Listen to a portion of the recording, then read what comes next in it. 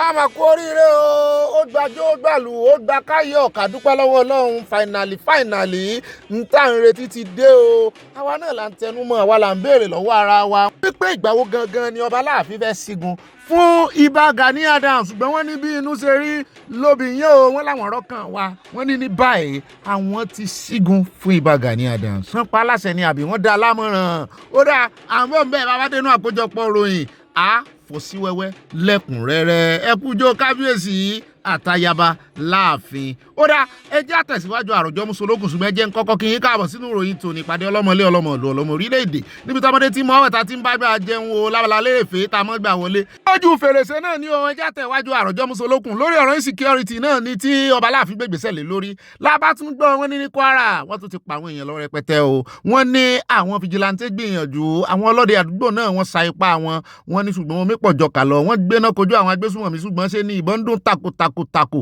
Èyí tán gbé dání wọ́n ní kò lágbára tó léyìí tí àwọn kọlọ̀rọ̀ sí agbésùnmọ̀mí gbé wá. Bẹ́ẹ̀ náà la gbọ́ wípé kò pẹ́ kò jìnnà làwọn àmì darapọ̀ mọ́ àwọn ọmọléeṣẹ́ ológun. Mo ní ládùúgbò ló ti ṣẹlẹ̀, wọ́n ní Kẹ̀mánjí community. Wọ́n náà pa àwọn èèyàn, wọ́n pa àwọn ológun o, mo ló mọ̀ ga o. Àyà ló wá ń gbé sí mi létí wípé ọ̀gá mi wọ́n ló tún ṣẹlẹ̀ ní Plateau náà pé wọ́n pọ̀ sí pa àwọn èèyàn lọ náà rè mú ni. Wọ́n sàǹfìrà wọn cascos. Ọjọ́ ò la fẹ́ sinmi gún Nàìjíríà. Ọmọ Nàìjíríà náà wá ń pa bí ẹdìyẹ. Ṣùgbọ́n ká tó wí ká tó fọ̀ ká tó ṣẹ́jú pẹ́rẹ́ lábá rí fọ́nrán tí àwọn Boko Haram gbé jáde. Ẹ mọ 416 àwọn èèyàn tí wọ́n jí gbé lọ́jọ́ sí tí wọ́n display wọn bí ìgbà téèyàn bá display àtàròdò. Ẹ ti rántí obìnrin ló pọ̀ jù nù àti ẹ̀rọ̀kùnrin kankan àtàwọn ọmọdé. Wọ́n ní wọ́n ti wá fohùn ránṣẹ́ báyìí o wípé bí ìjọba ò bá tètè dáhùn àwọn ó pa wọn ni o. Mo ní ìwọ Ọlọ́run ọba. Ṣèjọba ilé ìwà arójú ráàyè kìíní ní ìsìn. Ó yá sí ohun rẹ̀ lẹ́jẹ̀ agbóhùn wọn ẹ̀bó jáwúsá náà sọ. Àwọn tó gbáwúsá wà ń bí àyà ní ká mọ̀ gbọ́ ká mọ̀ wulẹ̀ sí ohun wọn lẹ̀ wípé à encourage wọn ni pé kò ní í dáa ká encourage wọn pé wọ́n láìkì kan mọ́ dẹ́rù ba àwọn èèyàn pé òun jẹ́rìí ìjọba àti àwọn ọmọ ológun Nàìjíríà pé wọ́n ó gbé ìgbésẹ̀ tó tọ́ àti ìgbésẹ̀ tó yẹ àti wípé wọ́n ti lọ flicker ohun wọn nítorí oúnjẹ ọbẹ̀ ni pé àwọn náà ti mọ̀ wípé technology láyé òde òní wọ́n lè fi trace àwọn tẹ́ bá rí bó ṣe ń dún wọ́n ti lọ flicker ẹ̀ mọ́ ní ìyà ń jẹ yín wọ́n á mú yín ọwọ́ báyìí. Ibẹ̀ náà látún ti wá ń gbọ́ tán sọ wípé ìjọba Nàìjíríà wọ́n ti fọwọ́ wẹwọ́ pẹ̀lú ìjọba Turkey. Ó ṣe ń kàyéfì. Turkey ni òun ni wọ́n ń gbé training ground. Mo ní training ground àbí military base. Wọ́n ní kì í ṣe military base o. Wọ́n ní training ground ni o. Wọ́n ló yàtọ̀ sí base o. Wọ́n ní wọn kó nǹkan ogun wá. Wọ́n sá ń pariwo wọ́n ń ṣe lálàyé. Mo ní ẹjẹ́ adénú àkójọpọ̀ ròyìn. Ẹ má bulẹ̀ pariwo lé a lórí. Nígbà tí wọ́n ní kẹ́rì bá USA lọ́jọ́ sí tàbí Israel ṣé àwọn alákatakítí mùsùlùmí north ṣé náà ń pariwo lé a lórí. Ìjọba Tinubu ò gbọdọ̀ bá USA ṣe o. Turkey ní kó lọ wọ́n ti wá lọ Turkey náà báyìí o. Turkey náà tún ti wá bá wọn Nàìjíríà. Àmójú ajé kò ní sọ̀rọ̀ abádé náà àkójọpọ̀ ròyìn. Ẹ jẹ́ àtẹ̀wájú lórí ọ̀rọ̀ insecurity. Ó ń fẹ̀ lójú bí iná alẹ́ ni o. Wọ́n wá dífá fún ìkànnù wọn tẹ́ ń wò yìí ọmọ agbésùnmọ̀mí ni wọ́n ní ìmọ̀ ń pààrà Nàìjíríà sí Niger ni ìmọ̀ àrẹ́sẹ̀pá rẹ̀ ní Nàìjíríà àti Niger. Wọ́n ní náà bá kófìrí àdó olóró kan tán sọ wípé Yugoslavia náà ti ṣe. Wọ́n ní 60mm M73 mortar bombs. Wọ́n lòun ló di ìsàyà yìí. Mo ní òun ló fi di àmọ́ra ogun àmọ́ rogo ní fi ń ya fọ́tò kiri. Ó rẹ̀ jẹ́ kó fẹ́ já tẹ̀síwájú bẹ̀ náà láti wá gbọ́ pé ọwọ́ barakùnrin tẹ̀ ń wò yìí ẹni tó fi ń kírun nìyẹn o. Àwọn ọta àbọ̀n àwọn ẹ̀pà ló kólé lórí. Iṣẹ́ kí lòun ṣe? Wọ́n ní a young man who is very famous for weapons trafficking to bush fún àwọn olè àti àwọn agbésùnmọ̀mí. The weapons that are entering the hands of government within the Yankara region of Zamfara state up to Katsina is the one that is supplying them. Wọ́n lọ́wọ́ ti bá o inú ẹni ìrun ló kò sí. Mo ṣe nǹkan o. Ó rẹ̀ àwọn ẹja sáré fún yín lọ́pdẹ̀tì lórí arákùnrin tẹ̀ ń wò èyí tó kó sí pàkúté àwọn agbésùnmọ̀mí. Ọmọléèwé gíga University of Jos ní ẹ rántí àwọn àti ìfilẹ̀ ọ̀ àti ẹ̀gbọ́ táwọn kan ń pè kiri wọn náà ti pa. Ṣùgbọ́n àwọn agbésùnmọ̀mí tó kó sí wọn lọ́wọ́ tó wà ní àkàtà wọn wọ́n wá gbé fíìmù jáde. Wọ́n ní á wo part 1 rẹ̀, wọ́n ní part 2 ń bọ̀. Wọ́n ní lóòótọ́ àwọn ẹbí rẹ̀ ti fowó díẹ̀ ránṣẹ́ sáwọn ṣùgbọ́n kò tó àwọn o. Wọ́n wá ń sọ wọ́n ní gbogbo ẹ̀yin olólùfẹ́ rẹ̀ wọ́n láwọn ń wò yín o bẹ́yìn ò tiẹ̀ rá wọn lórí ẹ̀rọ àgbàgbé. Mo ní àṣe nǹkan wọ́n náà rí ìfẹ́ ní sí àpilẹ̀ fọ́nrán wọn o. Ẹ gbọ́ bẹ́ẹ̀ tí ẹ gbà Hausa ẹ gbòlè. Wọ́n ní rí ìfẹ́ tẹ́ ẹ fi hàn sí wípé ẹ mọ̀ wulẹ̀ ṣe àròyé ẹ mọ̀ ṣàwáwí ẹ̀yin náà bó ṣe 10,000 lẹ yọ lápò yín 100 people nígbà tẹ́ ẹ bá fi kó jọ owó yìí ó pè ẹ ṣàánú rẹ̀. A gani na shawarin da zan ba mu 'yan social media wannan cece kuce da ake faɗi kaza mutane 1000 plus, so ina ganin da 10,000 suka hada da wannan hayaniyan, ina ganin ma watakila da ya tafi gida. ẹ má bínú, ó ní 1000 ní kì í ṣe 10,000 1000 plus àwọn èèyàn, ó ní tó bá dá 10,000 èmi ní 10,000 àwọn èèyàn, ẹ má bínú, ṣùgbọ́n ó ń bá àwọn olólùfẹ́ rẹ̀ sọ̀rọ̀ ní òmùní ibi tá a bá ọ̀rọ̀ ìdè ilé ìbá Nàìjíríà, ibi tá a ti wá ń lọ náà ni a tún ti kófìrí mọ́tò kan tí wọ́n ṣẹ̀ dá lọ́nà, wọn náà ti pa dẹ́rẹ́bà, wọ́n sì ní wọ́n kó àwọn èèyàn bẹ̀ lọ.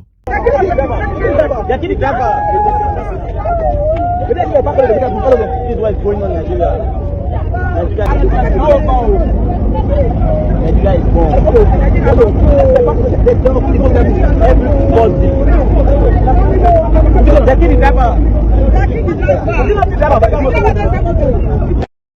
Go sit there, and now they are so sit there.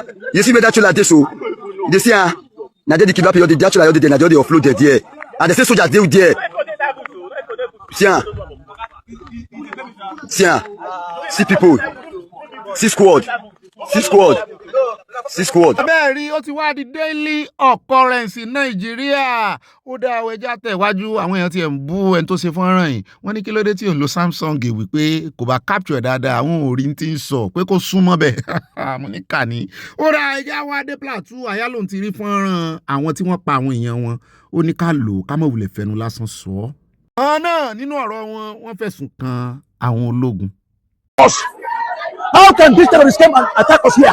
Innocent Nigerians in Angola, and then Nigerian army do not have the F-1 to pursue these people in the rocks. When we told them they enter there, this is where Nigerian army come their trucks here, in this place here.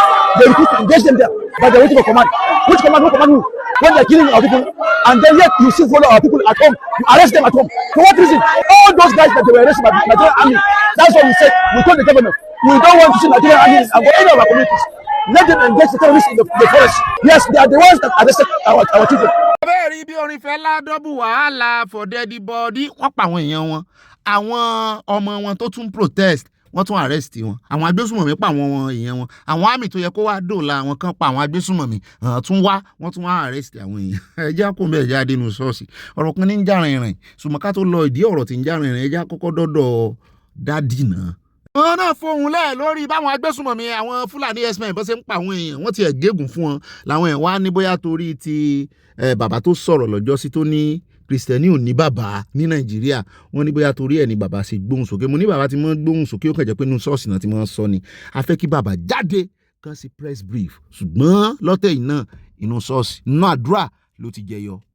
Every jihadist force afflicting the Church of Christ in Nigeria, in the name of Fulani herdsmen, in the name of ISIS or ISOP, in the name of Jesus, today is declared their doomsday.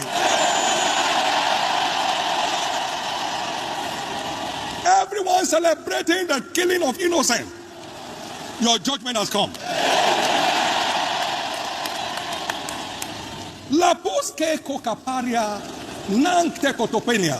Ọ̀rọ̀ náà lẹ́sìn bẹ́ẹ̀ bàbá ti wọnú ẹ̀mí rátàtàtàtàtà, ṣùgbọ́n àwọn ọmọ Nàìjíríà ọ̀pọ̀lọpọ̀ àwọn ọmọ Nàìjíríà kì í ṣe gbogbo wọn náà láwọn òkó yẹn jẹ mọ́ wípé ẹ ti ń gbà tipẹ́ 3 years ago wọ́n ní bàbá gbà, last year wọ́n ní bàbá náà tún gbà, wọ́n ní ẹ̀rí wípé ìpànìyàn tó increase ni, wípé ó ti tó àkókò kẹ́yìn náà fi action sí, wọ́n ní kẹ́ ẹ ṣe bíi tàwọn ọmọ Ísírẹ́lì òde òní, tàwọn Ísírẹ́lì ìgbàlódé, wọ́n ní ẹ mọ̀ ṣe bí àwọn ọmọ Ísírẹ́lì ayé àtijọ́, wọ́n ní ẹ ṣe bí àwọn ọmọ Ísírẹ́lì ìgbàlódé mu ní ó dáa o. Bàbá ti gbọ́ ibi tá a ti wá ń sọ yẹn lọ́wọ́ náà ní fọ́nrán ọmọ wọn kan tó ti ń jà rìnrìn níbi tí ọmọ bàbá Oyèdépò tí ó ti ń sọ wípé ńgbà tóun lọ fẹ́yàwó òun labroad wípé ó ti ní green card pé ṣùgbọ́n nítorí tóun sọ fún wípé àwọn ò lè dúró ní USA o, wípé kó jẹ́ káwọn máa lọ Nàìjíríà, ó sì mú green card yẹ ó dá padà sí embassy USA, làwọn èèyàn bá ń fàjà wípé tẹ́lẹ̀ ńkọ́ kò sí onímọ̀dà green card padà níbo mo ti mọ ibi tí ń bọ̀ ibi tí ń bọ̀ gan ju green card lọ, kéèyàn wá rè lọ́kọ tàbí láya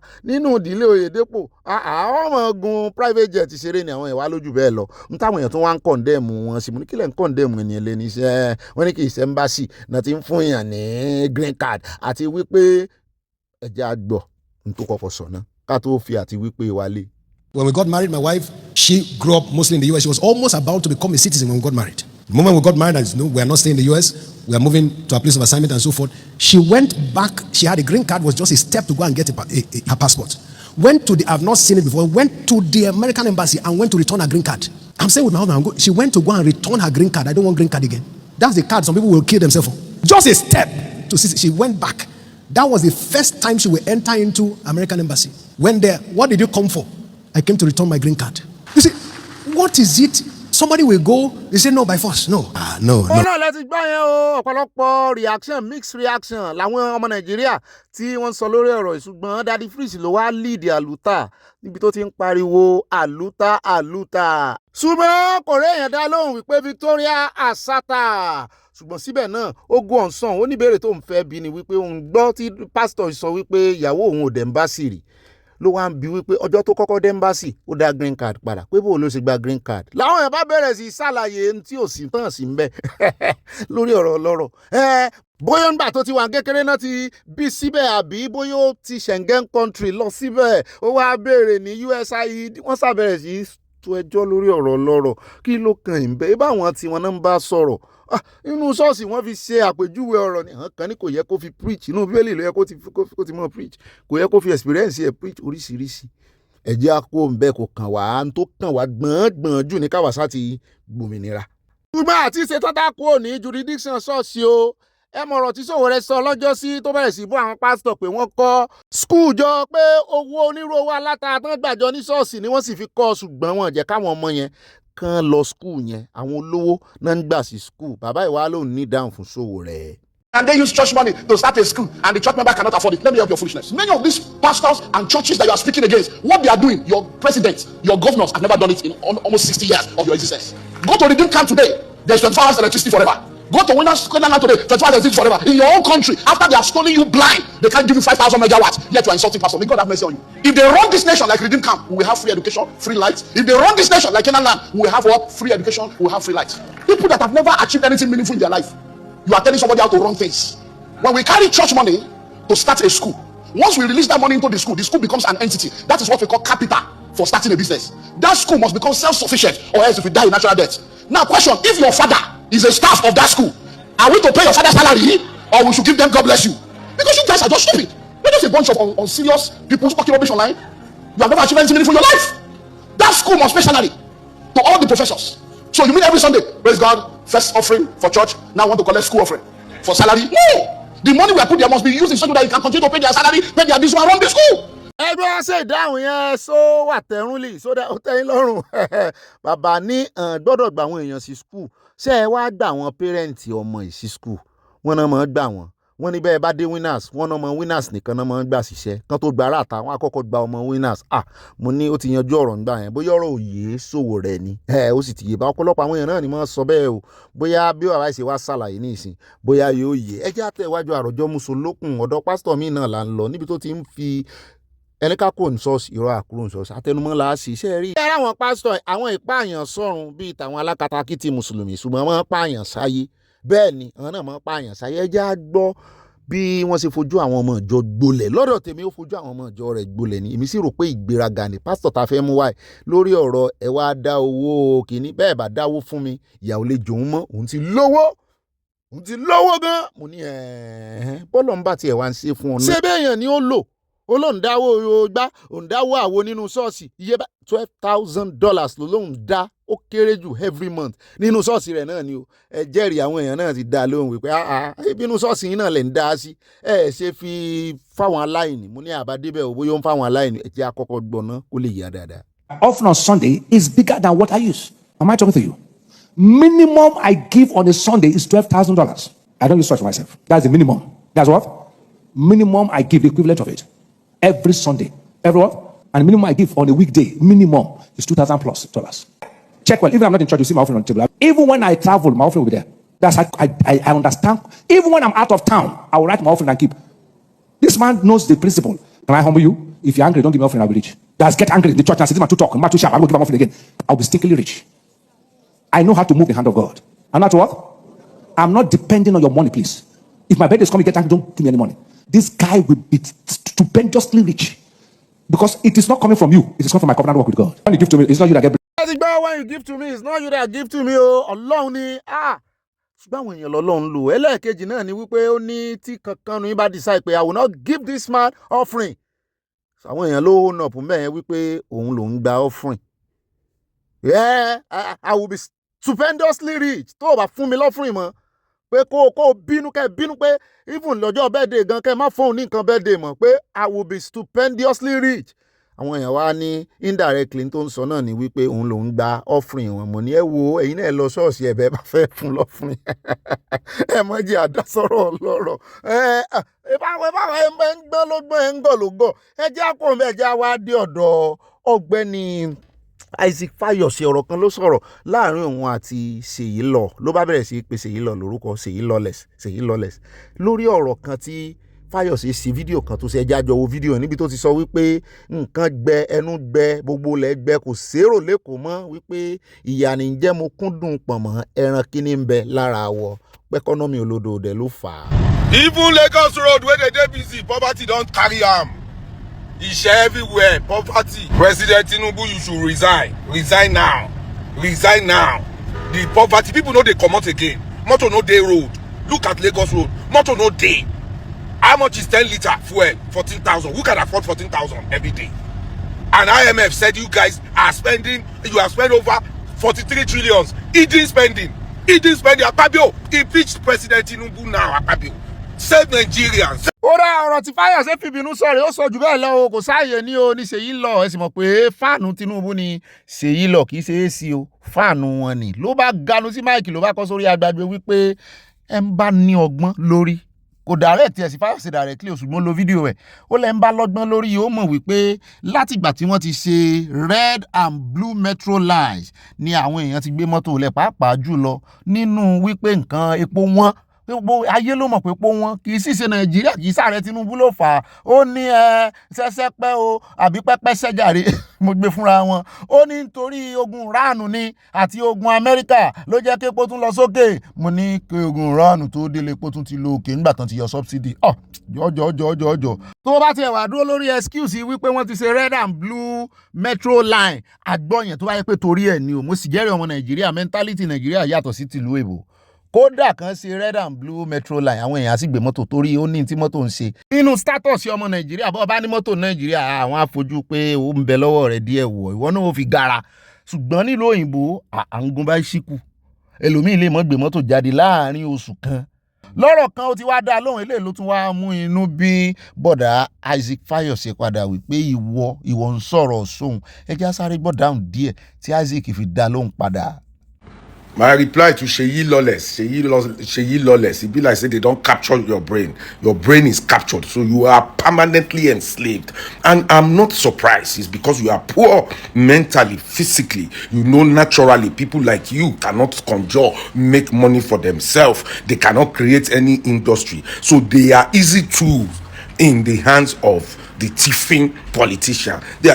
Many of you are there. You've been captured. You know, democracy in Africa is looking like a scam because it's like oligarchy. Some people coming together, they've made themselves so rich that they can remain in power, and they've made that power, that democracy so expensive that poor people like you, like your father, Ṣèyí lawless, cannot afford it. So you have to end up being their slave, which I understand, Ṣèyí lawless. Your tweet does not make sense to me. I took that video, some of it in VI, some of it in on Third Mainland Bridge. So there is no blue line on Third Mainland Bridge. There is no red line. There is no red line in Ikoyi or VI. People are not on the street. The cars on the street have reduced because of the level of poverty has gone up. Àyà ni ọ̀gá mi discipline ni káwọn èèyàn rè ra kẹ̀kẹ́ mo ní mọ̀ dà sí o fi wọ́n lẹ̀ o ó ti dá lóhùn báyìí ó ní kò sí red and blue metro line lóyún gbogbo ibi tó dárúkọ yẹn pé irọ́ ní ń pa ó dẹ̀ jẹ́ àpò ń bẹ́ o ó mọ̀ sí kù kan lórí ọ̀rọ̀ Fáyọ̀sé yìí náà ni o tẹ́ ẹ bá rí bó ṣe láálé àwọn harik ó pè wọ́n ló lè yẹn dìlé kan sì dówó padà ní bá ń pè ní $1 wọ́n ní 21 hours kan rè mọ́ rẹ́gísítà láti gbowó wọn mo ní sépo aeroplane náà ló tún fà. My name is Isaac Fayose. We are at Harik office where we pay. See them carrying bag. They took our money to Abuja. Look at them. Instead of them to refund us our money, they are telling us we should go and find way. Look at their face. Arik is 419 in a lawless nation. Where we book ticket for 1 o'clock, they postpone to 4:40 something. Now you see them to collect our money back. They say we should go and apply for 3 weeks. So we will take them to court now. This man is from Osogbo. Where did you buy you are from Osogbo, Abi? Abi? Yes, sir. Abi, not from Osogbo. So look at them. Very useless set of people. Arik is a useless airline. Avoid them like plague. Very useless. They are thieves. They are rogues. They've made their disappointments. Look at them. Look at what they are doing to their passenger. God punish you. God punish you. I don't video you. If I give you, I don't video you. You are a thief. You are a criminal. God punish you. You took our money. You are saying don't video you. I video you. Sue me. Put it down for her. Oloribu. Oh, what is your salary? Smile to camera. Oloribu. Omo Ale. Don't video me. Don't video me. You are lucky. It would have been worse. Oloribu. The castle. No money, no nothing. Ara àwọn èèyàn gbẹ̀ kan gan o, ó lágbára o. Ṣùgbọ́n àwọn èèyàn ní bàbá ń sunkún àmọ́ ríran. Wọ́n ní ọ̀rọ̀ tó sọ sí arábìnrin yẹn náà ti pọ̀ jù pé company ló jẹ wọ́n lówó kì í ṣe arábìnrin yẹn. Mo ní ṣe báwọn èèyàn ní ṣiṣẹ́ ń bẹ̀. Wọ́n ní lóòótọ́ ni wọ́n ní ṣùgbọ́n gbogbo èpè tí wọ́n ń ṣẹ́ fún un tó tún rán sílé tó tún pè lọ́mọ àlè. Wọ́n ní tí yẹn bá tọwọ́ bọ̀ tàbí tí company yẹn bá gbèjà rẹ̀ ọmọ àlè tó pè yẹn yóò padà wà bẹ̀bẹ̀ o. Tàbí mo ní tàbí kí ni? Wọ́n ní ó dáa ká fi ilẹ̀ kàdákẹ́ ẹja fi ilẹ̀ bẹ́ẹ̀ ká mọ̀ wo ohun tí ó gbẹ̀yìn wọn. Wọ́n náà ti máa ṣe tipẹ́ bá a bá bẹ́ràn wí ká bẹ́ràn wí gbogbo wọn ló ní lọ́wọ́. Gbogbo ọ̀nà náà fi yan ọmọ Nàìjíríà jẹ́ náà ló tún dífá fún àwọn MTN. Ẹ wá wo arákùnrin kan tí ń bẹ̀ wọ́n ó fẹ́ mọ́ sunkún wípé ẹ wá wo iye dátà tó ń rà lọ́sẹ̀. Pápápá wọ́n ti fà lọ. MTN, I beg you on behalf of the whole Nigerians, I am tired. I am exhausted. Okay, now you guys' data don't last anymore. Now what I do is I do weekly data, which is the 25 for 6 gig, and guess what? It doesn't last even 2 days. It doesn't last 2 days. As you can see on the screen, every 2 days I'm subscribing. In a week, I'm spending up to 10,000 on data. For what? For what? See, MTN are the biggest data tip. We are tired. We are tired. What is Fiber X is not in every location. How much is it? Is everybody that can afford it? So what are we saying? Come on. I'm speaking on behalf of everybody right now because we are all tired. We're exhausted. Okay, what about the students? What about the common masses? This is too much. Bloody too much. These guys, they don't steal data and probably they just get away with it. I don't know their quarrel with NCC, but this thing has to be resolved. It has to be. No. We have to start calling them out because MTN is just killing people. We don't talk about Airtel, their network zero. Those ones are another scam. Wọ́n ti ẹ̀ ní àkọmọ̀nà Airtel ni wípé data is life wípé ṣùgbọ́n àwọn náà ń yòrò life àwọn èèyàn lórí ọ̀rọ̀ data. Wọ́n ń pariwo lé wọn lórí náà ní South Africa. Ẹ̀yin náà pa tí yín kó gòkè dáadáa o. Ṣùgbọ́n ẹ rántí àwọn tẹ́ ń pariwo fún àtàwọn tó yẹ kó gbèjà yín. Owó elépo náà fi sétí o, wọ́n jọ pawọ́pọ̀, wọ́n jọ ní lára ní ẹjá kò ń bẹ́ẹ̀ já wá dé Calabar Coastal Road níbi tí Dino tó ti ṣe short video kò ju 15 seconds lọ́nà lẹ́ ń wò yìí. Òjò àrọ̀rọ̀dà tó rọ̀ ó ní ẹ wá wo títì tí olódódé ṣe mí wà nínú ìròyìn lónìí à ń gbé bàbá Chalawa àbọ̀ former SGF ó náà sọ̀rọ̀ sólódódé lórí títì ó náà fi kówó jẹ ní ó ló lè. Ń po olódódé ló lè Ọlọ́run ó sì mú ọ. Ó ní kó kí n kóra mi sọ̀rọ̀ mo fẹ́ mọ́ gbèjà Yorùbá president mi ó dáhùn ló wá dí fáwọn ọmọ Nàìjíríà náà tán wá ń dá lóhùn Reno ló kọ́kọ́ dá lóhùn wípé wá wo títì nígbà tó jó bàárọ̀ àti wípé ìwọ lọ sí Netherlands ẹgbẹ́ ọmọ mi Jalo Dorcas ní Netherlands wọ́n ní above the sea below the sea level ní ọ̀pọ̀lọpọ̀ títì yín wà ń bẹ̀ wípé ìgbà míì wọ́n mọ́ close road nítorí flooding tójò kékeré kan bá ìbárọ̀ ó ní wọ́n sì ti ṣe títì débi wípé ó lè withstand òjò àrọ̀ọ̀rọ̀dà wípé láàrin ìṣẹ́jú mélòó tójò bá ti dá ó tún wọ́ lọ nìyẹn pé ta ni ò mọ̀ pé arómísàlẹ̀ gbẹlẹ̀gbẹ́ náà ń pe Èkó. Mo ní Reno wọn ó sáwọn wá ambassador ìsá ṣùgbọ́n ibi tá a ti ń sọ yẹn lọ́wọ́ náà kan ti ń drive lórí títì nígbà tí ilẹ̀ gbẹ tójò rọ̀ wọ́n ló dàbí Miami. Asiwaju, you bring Miami to Lagos, yeah. The way we see for Miami na so, yeah. Miami. Hey, Dave Umahi, God bless you. See that boat. See you see. Ekoluwa Oyibo. Hey, if you travel go Banana Island, you go love Lagos. ó náà lẹ ti rí yẹn o, ó fi hàn pé ayé pé méjì, ìlú gángan lọ̀rọ̀, iwájú ló kọ sẹ́lòmíì, ẹ̀yìn ló kọ sẹ́lòmíì. Ọ̀rọ̀ Yorùbá ló sì sọ ní tó bá kọwájú sí ọkọ ọ̀tá, bó bá kẹ̀yìn sí ọkọ ọ̀tá, bó bá kó wọn nìkan dèrò ara rẹ̀ pa, ó kù sọ́wọ́ àrè olódò rẹ̀ kán dèrò ara wọn pa. Bàbá Jà sọ òkú ọ̀rọ̀ burúkú sí wọn lórí títì, òun náà ló mú kí Dino kó tún fi fọ́nrán yìí síta. Ṣùgbọ́n lápá kejì àwọn kan náà ní àwọn gbádùn títì yìí o, pírójẹ́tì yìí àwọn ò tí ì ríjọba tó ṣerú ẹ̀rí ẹ gbọ́. Kí ni kó lódò dẹ̀ ṣe ó dà. Àyà kí ló sọ? Àyà ni kan pín títì. Ní ọ̀gá mi ẹ bẹ̀rẹ̀ nu kan pín títì bó àbí kan jẹ́ kó ní kálukú mọ́ lọ́nlọ rẹ̀. Kan pín jàre. Bọ́bá wá pín bọ́ọ̀ láṣẹ la títì. Ó dájá tẹ̀ iwájú. Fúnra arábìnrin tẹ̀ ń wò yìí á ṣe ohun rẹ̀ lẹ́ni ìsìn orin ìyá àgbàlagbà fín ẹni tó bí lọ́mọ wọn pàdé nínú bọ́ọ̀sì ni o. Àmọ́ tó dà wọ́n pọ̀. Ló bá bẹ̀rẹ̀ ló bá ta pẹ́pẹ́ mọ́ ìyá ó mọ̀ fẹ́ẹ́ na ìyá létà ó tiẹ̀ ṣe fídíò ló na ìyá ni. Ẹ jẹ́ àkọ́kọ́ wò ká tó wá wo ibi tí ọwọ́ ti bà á. Fóònù ẹ̀kọ́ mi ti bá sọ fóònù yẹn mọ́lẹ̀. Ọjọ́ ìjọba pé ìjàgbàlagbà náà lọ. Ìrọ̀pẹ̀ sí ìjàgbàlagbà náà fẹ́ mi jàgbàlagbà. I don't understand me ìjàgbàlagbà. Ọmọkọ́lẹ̀ ẹ̀yẹ kó ìyá kan lè lò ìjà burúkú bíi ti ní báyìí lè nà ọjà yìí. Ìjà ẹ̀ lajọ mọ́tò kan láti Ìkọ̀tún sí Ìgàndò. Bóyá ìlà sọ pé mo mọ̀ jẹ́ ẹ̀bí. Bóyá ìjà ẹ̀ ni àbí girama ẹ̀. Mo ń sọ nínú mílíọ̀nù kí it is your mother or your grandma. I do beat that woman. Mo mọ̀ lórí burúkú. So let me tell you what happened. I was going to I something, so I want to go and pick them. I'm going to pick them up. I just know what I ordered versus what I got to her. So I took the cake from Iroyin to Bottle. So when I get to here, when I got to the other side to take the cake to Orope to Igondo. So I met two people inside the bus, like no, two people at the front, then one like two people at the back. So I sat down at the back beside one old woman. So I went like we were going. I'll be saying English and I'll be saying Yoruba because I'm talking pained. We were going. Then the driver stopped at one police station. So the lady at like the extreme was not telling me that please can you know your phone. So I tell her that, like, I respond that, please, am I disturbing you? Yeah, she did not say anything. And I asked her that, if it was two people that was fighting, you tell them to shut up. Yeah, she did not say anything. I was pressing my phone. From, like, there's no Lagos to go. We not getting to one school like that. Like the driver stopped there, Then, the lady that told me to load my phone, she get down and brought one church, this church, like, one church at Igondo, she get down there. Then, the lady she get down, this woman, you know what they said, we should not talk anything, though. She can't say, phone and pan, I want to break up, I want to read it. Put it in, mama. Phone me to my lowest, like, get it in shape. Now so this man just say, what you want to call you, bad any fucking like mama. For me, who want to know what? Like the light, she let me drag my phone though. Like before I was doing this, she was telling me that it's not low. Like was in the West in Paro. I don't explain giver. Now so she's Ẹ̀yin náà ti gbọ́ ó yí fóònù sókè tátátá ṣùgbọ́n mọ̀mọ́ nìkan kọ́ ló bá wí o. Ẹnìkan ti kọ́kọ́ bá wí ẹnìyẹn ti wá bọ́lẹ̀ mọ̀mọ́ náà wá bẹ̀rẹ̀ part 2 ibi tó ti ta pẹpẹ mọ̀mọ́ nìyẹn o. Ẹ jẹ́ á wá wò gbẹ̀yìn rẹ̀ torí wọ́n fàdé ọ̀dọ̀ àwọn ọlọ́pàá o. Ẹ jẹ́ á wò bó ṣe lọ. So hi guys, I am here to make an apology video for the video I posted days ago that went viral. I am so sorry, Grandma. It was not my intention to beat Grandma. All case has been settled. I was called to the police station, then we settled the case already. Grandma, I am so sorry. Thank you. How can you say someone should come and visit you? All the way from Ibadan to Lagos now. Now I got to Lagos and you made me stranded. You did not pick up your call. You said you were seeing me. That means I look like Grandma. I don't understand.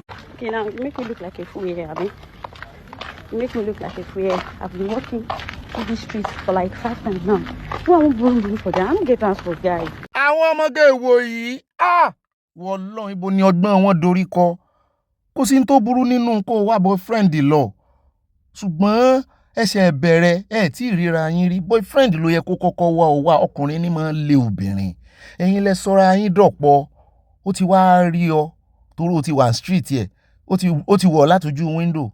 Ó ti check ẹ wò torí kò rí ọ rí first time nìyẹn. Ó ló dàbí arúgbó dàbí grandma. Ìwọ náà ń lọ o prepare ebi náà. Torí pé o fẹ́ lọ kí boyfriend ní ìsìn. Bóyá wọ́n ló ń wọ́kọ, bóyá òun ló ń wáya. Ẹni tó ń wákọ̀ pàdé ẹni tó ń wáya nìyẹn kankan ni ó máa forí kó gbogbo ẹ̀. Wọ́n sì máa ń sọ fáwọn ọmọ yìí o. O wá prepare àlọ, o prepare àbọ̀. O ní lọ́kàn wípé anything ló lè ṣẹlẹ̀ unforeseen circumstances, unforeseen contingency. Mo ṣe kọ́ wa nínú accounting. Ó lè ṣẹlẹ̀ yẹn mọ́. Ọmọ ga o. Ṣùgbọ́n ọmọkùnrin yẹn náà bó tiẹ̀ ṣe transport yóò fi rán èèyàn sí tàbí kó ní kó send àkáǹtì òun kí ó dá o gba transportation o mo ti rí ẹ o mi ò rò pé mo nífẹ̀ẹ́ sí o bẹ́ẹ̀ mi ṣe fẹ́ dà nìyẹn kí lẹ́yìn lérò ó dẹ̀ já kó mẹ́rin ló dífá fún ọkọ ìyàwó iná àwọn eléyìí tí ẹ ti fẹ́ra wọn sínú ilé ṣùgbọ́n yóò ti tó ọjọ́ 4 tán ti ń yòdì nínú ilé tọkọtaya tí máa ń yan òdì èmi àtẹ̀lé àná mo mọ̀ yan òdì fọ́ o ló bá ń lọ ṣọ́ọ̀ṣì ló múra ṣọ́ọ̀ṣì kò tiẹ̀ tún dágbére fọ́kọ ọkọ ló wá wò pé ibo ló ń lọ ó ní ṣọ́ọ̀ṣì ó sì ń bò ń yan òdì ó sì fẹ́ lọ bọ́lọ́hun sọ̀rọ̀ sádùn ẹ̀ lè gbà sọ́lọ́hun lè gbàdúrà rẹ̀ ó mọ̀ wípé òun lọ́lọ́hun kékeré rẹ̀. Madam, excuse me. Come. Where are you going to? You're going to church? When was the last time you spoke to me? For 4 days now, you've not spoken to me. And you're going to church. What did they teach you in that church? For 4 days now, you've been keeping malice with me. And then today, you carry your bag. And you're carrying your Bible that you're going to church. I can storm that church, right, and tell your pastor that he's not doing well. For 4 days now, you've not spoken to me. I've been trying to do everything normal. You've not spoken to me. You're going to church. What did they teach you in that church? You don't learn anything? Come back from there. Come out. Come back. You're not going anywhere. I don't see anything they're teaching you in the church. Madam, I don't want to say it again. Come back inside. Go back. Aya, ta ló ń pàtẹ́wọ́ fún náà méjèèjì. Ó ní sọ, àwọn èèyàn pàtẹ́wọ́ fọkùnrin yẹn o. Bẹ́ẹ̀ náà ló ní kó padà wálé kàn bẹ̀rẹ̀ òdì yìnyín part 2. Ẹ jẹ́ àgbọ̀rọ̀ lẹ́nu ọmọ àbòkí. Some Northerners ranting on their page about how the 2023 election wasn't balanced because all the candidates are Southerners, and in 2027 they will not allow that to happen, that they should allow Atiku to represent the North in 2027. Dear Northerners, I just want to say respectfully that you are the most stupid and gullible group of people I have ever encountered in my entire life. First of all, since 1960, out of 100% of leaders that Nigeria have ever produced, 70 to 75% of these leaders are Northerners. More than half of the leaders are Northerners. Please, what have these leaders done for you? Tangible something, not us buying you wheelbarrow and calling it empowerment. Tangible something. Yóò dá fún ọjà rẹ ìkan tí ẹ̀rọ aṣọ tó fi ń tẹ̀kù aṣọ tẹ̀kù tó fi ń sin òkú ó rà fún wọn. Ìkan ra apẹ tó fi ń dáná ó rà fún wọn.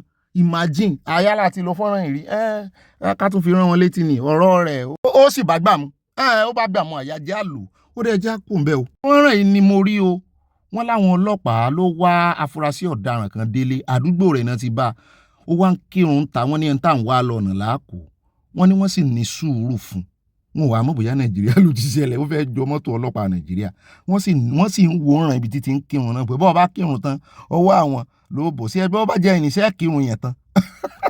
Aya lóhun ò ní kírun tán o mo náà ò ní kó ń bẹ́ẹ̀ tàbí kán gidi rẹ kó rè kí yòókù ní station ẹ já kó ń bẹ́ẹ̀ jẹ́ ń sáré sòfófó kan fún yín Aya ní olófòfó ògbẹ́gbà ibi ọpẹ́ ló mọ́. I present to you jare the next governor of Rivers State wọ́n ti represent ẹ̀ fọlọ́dọ̀ dẹ abẹ́rẹ́ nǹkan ẹ kú àfojúsọ́nà ẹ mọ́ ti jà sàn kankan lé lórí ẹ já wá fi léyìí ká fi rẹ́rìn ká fi wọnú àkójọpọ̀ ròyìn.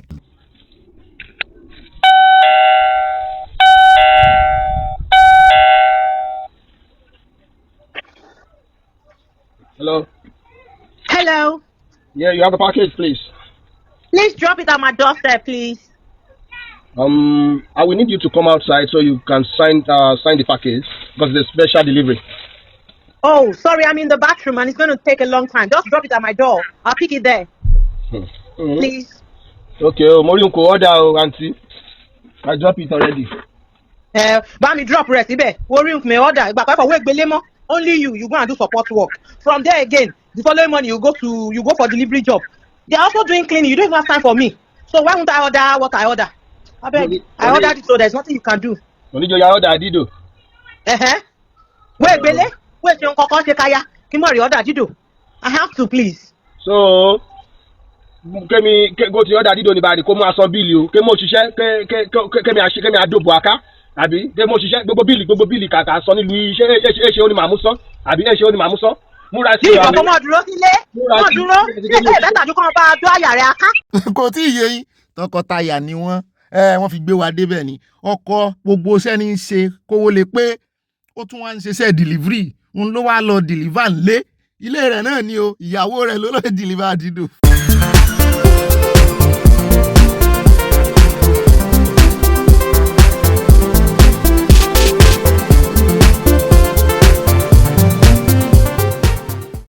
ohun gbogbo lọ́wọ́ orí ẹni láàjì kí orí ẹni láàjì bẹ́ẹ̀ o làjí tọrọ ohun gbogbo orí mi tètè là kórí ọlọ́lá má pè ẹ̀rọ níṣẹ́ o orí mi tètè là kórí ọlọ́lá má pè ẹ̀rọ níṣẹ́ orí ẹni làjí kí orí ẹni làjí bẹ́ẹ̀ làjí tọrọ ohun gbogbo orí mi tètè là orí mi ò bá tètè là kórí ọlọ́lá má pè ẹ̀rọ níṣẹ́ o èmi àrówó fi ṣe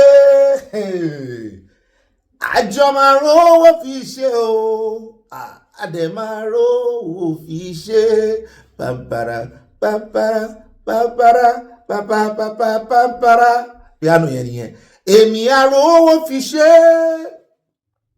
ẹ̀yin náà ẹ máa rówó fi ṣe o àyà ìwọ gan máa rówó fi ṣe ìgbà táwọn bá ti pèkè tọmọ ẹnikẹ́ni ò bá jẹ́ o àrówó fi ṣe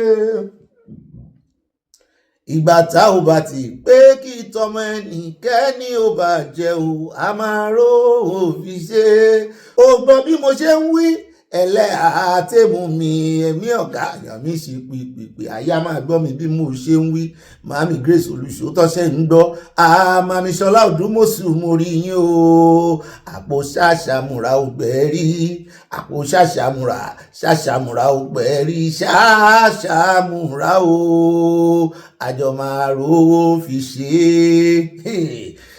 àdẹ máa rówó fi ṣe o ìṣẹ̀lẹ̀ ayé àjọ máa rówó fi ṣe ìgbà tá ò bá ti pé kí tọmọ ẹnikẹ́ni ò bá jẹ́ o a máa rówó fi ṣe ohun gbogbo lọ́wọ́ orí ẹni làjí kí orí ẹni làjí bẹ́ẹ̀ o àjí tọrọ ohun gbogbo orí náà ni orí mi tètè là o kórí ọlọ́lá máa pè ẹ̀ràn níṣẹ́ o a máa rówó fi ṣe àdẹ máa rówó fi ṣe o a máa rówó fi ṣe ibà pàpàrà pàpàrà pàpàpàpà ibà pàpàrà yín náà rèé o adúpẹ́ lọ́wọ́ Ọlọ́run adúpẹ́ ọ̀ká tó dáfìlà padà sórí ìwọ ni adé tó dé gbogbo wa lórí Ọlọ́run àṣẹṣàdáńkátà adá gbogbo èèyàn pẹ́ ògo padà sí ọ̀dọ̀ rẹ Olúwa o àyàn àtúntún ọ̀yìn torí lẹ́yìn rẹ ìwọ náà ni after you na you before you is you after you is you even by the side of you is you by the up of you is you by the down of you is you everywhere is you adúpẹ́ lọ́wọ́ Ọlọ́run o ó dá mo kí káàbọ̀ sórí ètò lónìí mo dúpẹ́ lọ́wọ́ gbogbo ẹ̀yin olólùfẹ́ wa náà pátápátá nílé lóko lẹ́yìn òde ká tó dáfìlà padà sórí ajúbà kíbà ṣe o ajúbà ọmọdé ajúbà àgbà ajúbà ọkùnrin olóbìnrin ọlọ́kùnrin lọ́mọdé lágbà ajúbà onílé ajúbà àlejò ṣùgbọ́n àjúbà fúlàní o àlejò ní àwẹ́kọ̀ ọmọ wọn àjúbà àwọn deradicalization ọ̀ràn tó ń ṣe kiri Ọlọ́run ẹ ṣeun akọ́dá aṣẹ̀dá ó dá ṣe ti bàbá láyé kí ní dáfìlà padà sórí ìbá kángọ̀ yín náà rè ẹ káàbọ̀ sínú ìdílé aláyọ̀ tòní ìbá rìn gínigíní náà rè o ìbá tí kúmíyà ti kóyò rìn gínigíní tí kúmíyà ti ń goyò rìn gínigíní ìbọ̀ pàpà parada yín náà rè o àyà parada ó dọ̀gá rẹ̀ ọ̀gá rẹ̀ parada ó dá ìyanu abala comment section abala yín olólùfẹ́ wa èmi náà ní ìbá bọ́bí lọ́bí ṣọ́ọ̀ṣì ìbá ìbọ̀bọ̀ kíbọ̀ èmi náà ní ìbá kà síwájú ìbá tangaran àmọ́rí tangaran kan bí ni kí ni jẹ́ tangaran àwo ní jẹ́ bẹ́ẹ̀ èmi náà ń pè ní ìbásàn láàrin ajé ní mú ní pẹ̀kọ̀rọ̀ súnmọ́ bọ́ bá ti kófìrí pé èèyàn kan rìn sàn pẹ̀lú rẹ̀ ìwọ náà jọ ọmọ ṣe mistake rìn sàn pẹ̀lú wọn o gbalé sí mọ́nà tán kọ́ ọmọ bá gbalé sí mọ́níyà àníjẹ̀yà àní faṣọ ìyàbúra láṣẹ Ọlọ́run wọ ẹ̀yìn ará Ìbàdàn àkìyìn fún ti festival cultural festival tàná yẹn o ẹ̀yọ́ yẹn kò ní yẹ ẹ̀lẹ́ àtúnṣe tẹ̀mí láṣẹ Ọlákólúbàdàn akí gbogbo ọmọ Ìbàdàn nílé lóko lẹ́yìn òdi èmi náà ni mò ń jẹ́ ibà confam ẹ̀kọ́ tó sẹ́ndì ẹ̀jọ̀ mọ́ bá sẹ́ndì ìròyìn fògàn náà o àìtorí àwùjáre kí tó tán lẹ́nu ọmọ torí wípé oyè tí àwọn olórí kó wá mọ́ sẹ́ndì ìròyìn irọ́ ń pa wọn o èyí tó bá dá ọ lójú ni kò sẹ́ndì o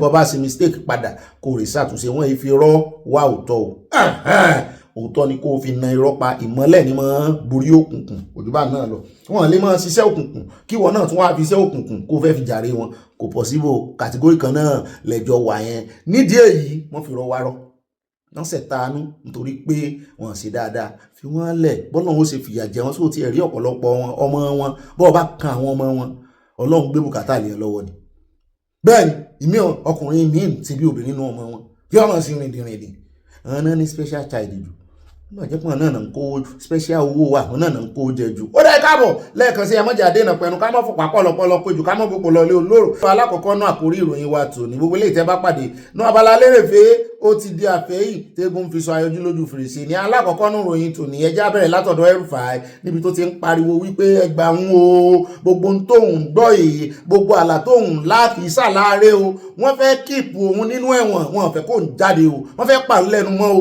ẹjọ́ ẹ ṣàánú òun o wọ́n ti gba béèlì òun o wọ́n jẹ́ kó ń rówó san o wọ́n ń dàún láàmú wọ́n ń ṣe òun síbáṣìbó wọ́n ní ìwọ náà fọkàn balẹ̀ ń bẹ́ẹ̀ bó ṣèwé ló lè kọ wọ́n bá fi kọ̀wé bíi mẹ́ta from page o lè kọ bíi 150 pages mẹ́ta ó rí nǹkan kan o lè kọ biography rẹ̀ gan nú ẹ̀wọ̀n àwọn bọ́ ń bẹ́ẹ̀ àwọn wo ni wọ́n ń dá dúró síbẹ̀ tó fi ń kọrin ẹ má dá mi dúró èmi ọmọ bàbá olówó. fàdákùn ọbẹ̀ tán áyà lọ́dọ̀ ọ̀gá ológun minister of defence níbi tá a ti ń gbọ́ tí wọ́n sọ wípé wọ́n fẹ́ kó àwọn igba ọmọọṣẹ́ ológun lọ sí Turkey láti lọ train.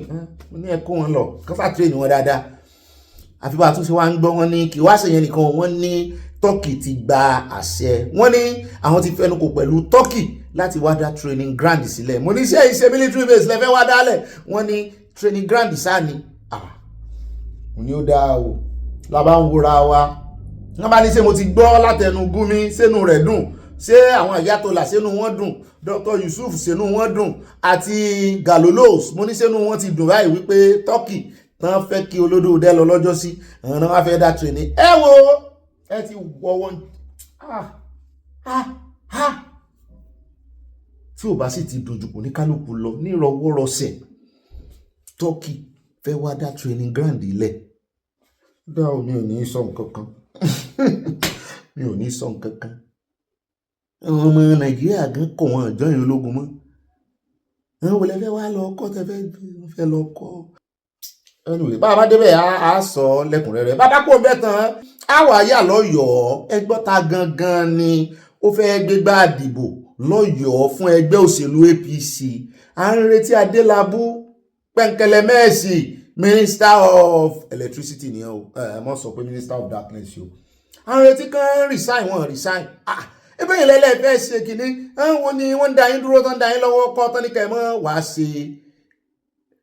mọ́ wàá ṣe gómìnà ní Ọ̀yọ́ kí ló ṣẹlẹ̀ gangan Sàràfàdín là ń gbọ́ ṣùgbọ́n àwọn èèyàn láwọn òkú Sàràfàdín jẹ́ ní kò sówó púpọ̀ lọ́wọ́ bàbá yẹn mo ní ẹ ń bá lówó ni mo ní ẹ ń bá níkùn lẹ́fẹ́ gbówó fún ẹ̀fẹ̀ gbówó fún ẹni tó ṣekùn pẹlẹbẹ wọ́n ní sẹ́nẹ́tọ̀ tán ṣe gan àwọn òrí láríjá àwọn mo ní ẹ mọ́ bẹ̀ni ẹlẹ́ni ló kọjẹ́ o rò pé consensus bẹ́ẹ̀ ṣe ni nígbà tá a sì ti rí Tádélabú ò resign gẹ́gẹ́ bí mínísítà mo rò pé bóyá wọ́n ti sọ fún wípé kó wọ́n wulẹ̀ dára rẹ̀ láàmú ni àfi bá a ṣe ń gbọ́ tán ní bàbá Àkàndé àti Ọ̀ṣọ́bà wọ́n ní wọ́n wage into it mo ní wọ́ọ̀ ti ṣẹlẹ̀ níta ẹ bá ti rí bàbá Àkàndé ní tó jọmọ ẹgbẹ́ APC tán ti dárúkọ bàbá Àkàndé sí tán ti dárúkọ bàbá Ọ̀ṣọ́bà sí wọ́n fẹ́ lọ parí ìjà rẹ̀ àmọ́ bẹ́ẹ̀ àgbè yín débẹ̀ bàbá dé inú àkójọpọ̀ ọ̀rọ̀ torí tó ṣe wọ́n tí wọ́n fi lùsì lọ́yọ̀ọ́ sí ọwọ́ PDP ọwọ́ Ṣèyí Mákindé òun ló tún fẹ́ rìpíìtì ara rẹ̀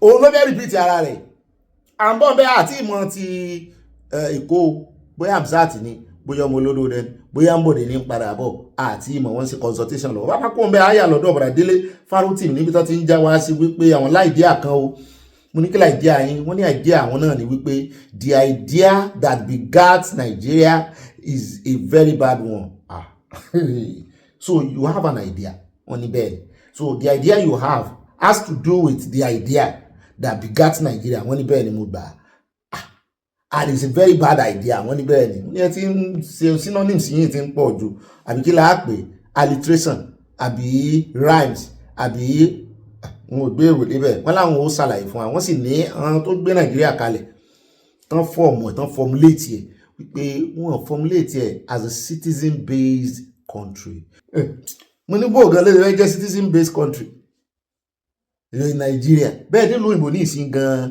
wọ́n fẹ́ mọ sáàdì ibi tẹ́tí wá Nàìjíríà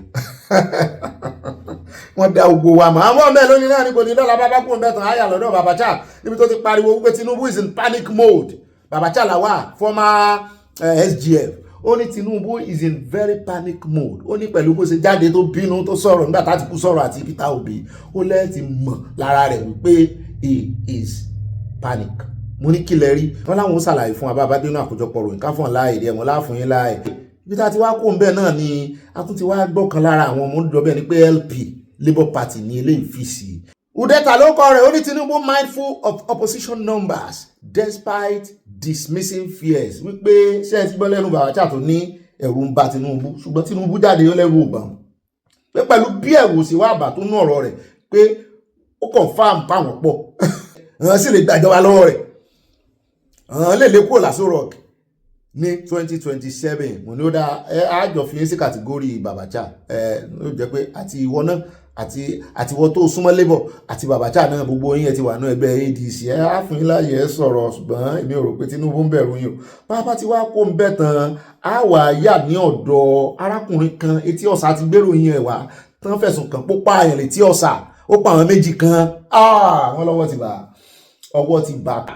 Ahmed ló kọ rẹ̀ ń jẹ́ Àkànbí popularly known as Ahmed Ajiran àbí Ajiran sì ni wọ́n fi oríṣiríṣi ẹ̀sùn kàn án wọ́n náà ti mú o mo ní sọ ti bẹ̀rẹ̀ investigation ni ṣé wọ́n ti rí ìdí òkodoro ni sásìrí rẹ̀ ti tú ni bẹ́ẹ̀ náà lárábìnrin kan náà ganu sí máìkì ó ń fèpè ránṣẹ́ sí gbogbo àwọn tó lọ́wọ́ nínú kó àwọn méjì tán pa ní Etí Ọ̀sà ẹ̀ ni àti gbèrò yẹn wá fún yín ní December àfin lọ update lónìí nínú àkójọpọ̀ ròyìn láti lò bá ti wá kó ń bẹ̀ tán á wà yá ọyọ̀ níbi tá a ti gbọ́ tán sọ wípé gbogbo ń tà ń béèrè fún láti jọ àṣé bí ò bá sọ bá ń lù ú àṣé bọ́rọ̀ sí mọ́ ń rí nù. Wọ́n ní Aláàfin of Ọ̀yọ́ ti ṣe bẹ́bẹ́ ẹ pàtẹ́wọ́ fún Aláàfin of Ọ̀yọ́ fóònù tí mo mú dání yẹn jẹ́ ń pa dáadáa ẹ̀yin náà ẹ pàtẹ́wọ́ ń bẹ̀rùn ẹ pàtẹ́wọ́ fún Aláàfin of Ọ̀yọ́ ẹni kí Aláàfin ṣe Aláàfin ti ṣígun fún Ààrẹ Ọ̀nà Kakanfò ẹni alábòsí ni ṣé bí n tá ń dúró dè látijọ́ ẹ̀ náà nù. Aláàfin ti pàpà sígun fún Ààrẹ Ọ̀nà Kakanfò Ààrẹ Ọ̀nà Kakanfò ajá wọn á ṣe gudugudu méje yàyà mẹ́fà gbogbo ara kìkì oògùn Ìbà Gani ògbórí ẹlẹ́wọ̀n sọ wọ́n ti sígun fún Ìbà Gani báyìí bó ti ẹ̀wà jẹ́ wípé bá a ṣe ń wo ìhó fẹ́ jọ ìsígun ìgbàlódé ẹni bò l'Aláàfin ṣe sígun á gbọ́ aládé náà àkójọpọ̀ ròyìn Aláàfin ask Gani Adams to enhance Yorùbá land policing mo ní ẹ mọ́ fi policing sí òkú sí tó kàn pẹ̀lú policing abẹ́ ìdọ́gbọ́n state police ni torí police tẹ́ ń fi sí yóò yé mi o ṣùgbọ́n wọn náà ti sígun fún wọn gbogbo wọn ṣe wá sí bóyá wọ́n kàn pàṣẹ fún wọn ní owó yẹn kó nǹkan ìjà lẹ́yìn lọ́wọ́ owó yẹn sọ̀bọ́n sì sí owó yóò bọ́ ń bẹ́ lónìí náà ni kò ní dọ́là ṣùgbọ́n inú wádùn ayọ̀ wa kún gbogbo àjọ fọwọ́wọ́ kọ́wọ́ lè mọ́ náà ni bàbá Sunday Igboho ń ṣe tí wọ́n bóyá náà sì rí tí kò yá ṣùgbọ́n kí àwọn náà mójútó tiẹ̀ ń tó mú Ìbàdàn sí bẹ́ẹ̀ tó yẹn wọ́n fẹ́ kí Ààrẹ Ọ̀nà Kakanfò mójútó wọn mo ní wọ́n fi kọ́pílímẹ́ǹtì ara wọn náà ni bàbá dé náà àkójọpọ̀ ròyìn àfẹ́ lójú bàbá ti wá kó ń bẹ̀ tán ànípẹ́ rárá àwọ̀ àjẹyìn lábọ̀ lórí ìròyìn tá a mú wá lánàá lórí ti àwọn senior staff university senior staff wọ́n ní ìjọba ti dán lóhùn wípé àwọn ò fún wọn ní increment of 30% sanwó àgbà àbí wọn gbà àjọsọ lónìí nínú àkójọpọ̀ ròyìn gbogbo ròyìn tá a ní fún yín nínú àkórí ìròyìn rèé bá a bá dénú àkójọpọ̀ ròyìn àfẹ́ lójú yá ẹ̀wẹ̀yẹ ẹ̀jẹ̀ àyà fọ́tò wa ẹ̀jẹ̀ àkọ́kọ́ gbé fìlànà ooru ti mú àti wà ní sọ́mà ẹ̀sìn cheese ẹ̀sìn musin ẹ̀sìn olóòṣà ẹ̀sìn Kétu Alápẹ̀rẹ̀ ẹ̀yin ti Kòròdú ńkọ́ ẹ̀sìn Kòròdú ẹ̀yin ti Èkó ìsàlẹ̀ Èkó ẹ̀sìn Ọbalẹ́ndé ẹ̀sìn Bádíyà àníjẹ̀yà láti Ọlọ́run Èdùmàrè ẹ̀fẹ́ sí Ọ̀jọ́ra ẹ̀sìn Ìjọ́ra Ọ̀kọ́ta ẹ̀sìn Ọjọ́ta náà ẹ̀sìn Kẹjà ẹ̀sìn Èkó kápò gbọ̀ Èkó wéjìlì àfi pàkà yọ̀ọ̀yà kò ní yẹ ẹlẹ́ bàbá ní a máa dárúkọ gbogbo àdúgbò àti di kọ̀ǹdọ́tọ̀ nù gbogbo àdúgbò àní kò lórí ẹjẹ́ àkọ́kọ́ bẹ̀rẹ̀ nínú Abala Sanawole ń bì níbi tí a ti gbọ́ tí arábìnrin kan àtọkọ rẹ̀ tí wọ́n náà move láti UK náà bá bẹ̀rẹ̀ sí pariwo ẹ̀yin ará Canada ẹ̀dá fáwọn ní shoplog nítorí àwọn béèrè sí àwọn wá dé Canada gbogbo ìwọ̀nba oṣù tán lò àwọn ò rí tajé sí irọ́ lẹ pa fún àwọn rò pé àwọn ń lọ from UK láti lọ ṣe rere ní Canada ni pé kò síṣẹ́ náà bá bẹ̀rẹ̀ sí ìbọn ọmọ Canada mo ní kílẹ̀ ń bú wọn fún kí ṣe Canada nìkan gbogbo ìlú èbó ló ti di kíní bẹ́ẹ̀ dé USA gan ó kà pé USA economy tí wọ́n sì ó súnkín ó sì rárá gbà á. Ṣùgbọ́n gbogbo ohun tẹ́ ń fi ìlú èbò pè tẹ́lẹ̀ UK tẹ́ ti lọ gan-an nígbà dé Canada náà rí wípé ibi tán ti ń bọ̀ ọmọ bọ̀tá làwọn mọ̀ bá pẹ́ ń bì ajagun ká tó répo ní tẹ́lẹ̀ tí wàá kàn dé tí wàá kàn sáré ní iṣẹ́ ti sáré dé iní kan ti dé iní ó tiẹ̀ wá sírú Yúróòpù náà orílẹ̀-èdè tó ti kọ́kọ́ mọ̀ kọ́ language tó rí èèyàn dé sí lọ́dọ̀ tó rí èèyàn pòkó ló sí nínú sínú abọ́ tí ẹ bọ̀ ọ̀nù ó dà ẹjẹ́ àgbọ́ lẹ́nu wọn o.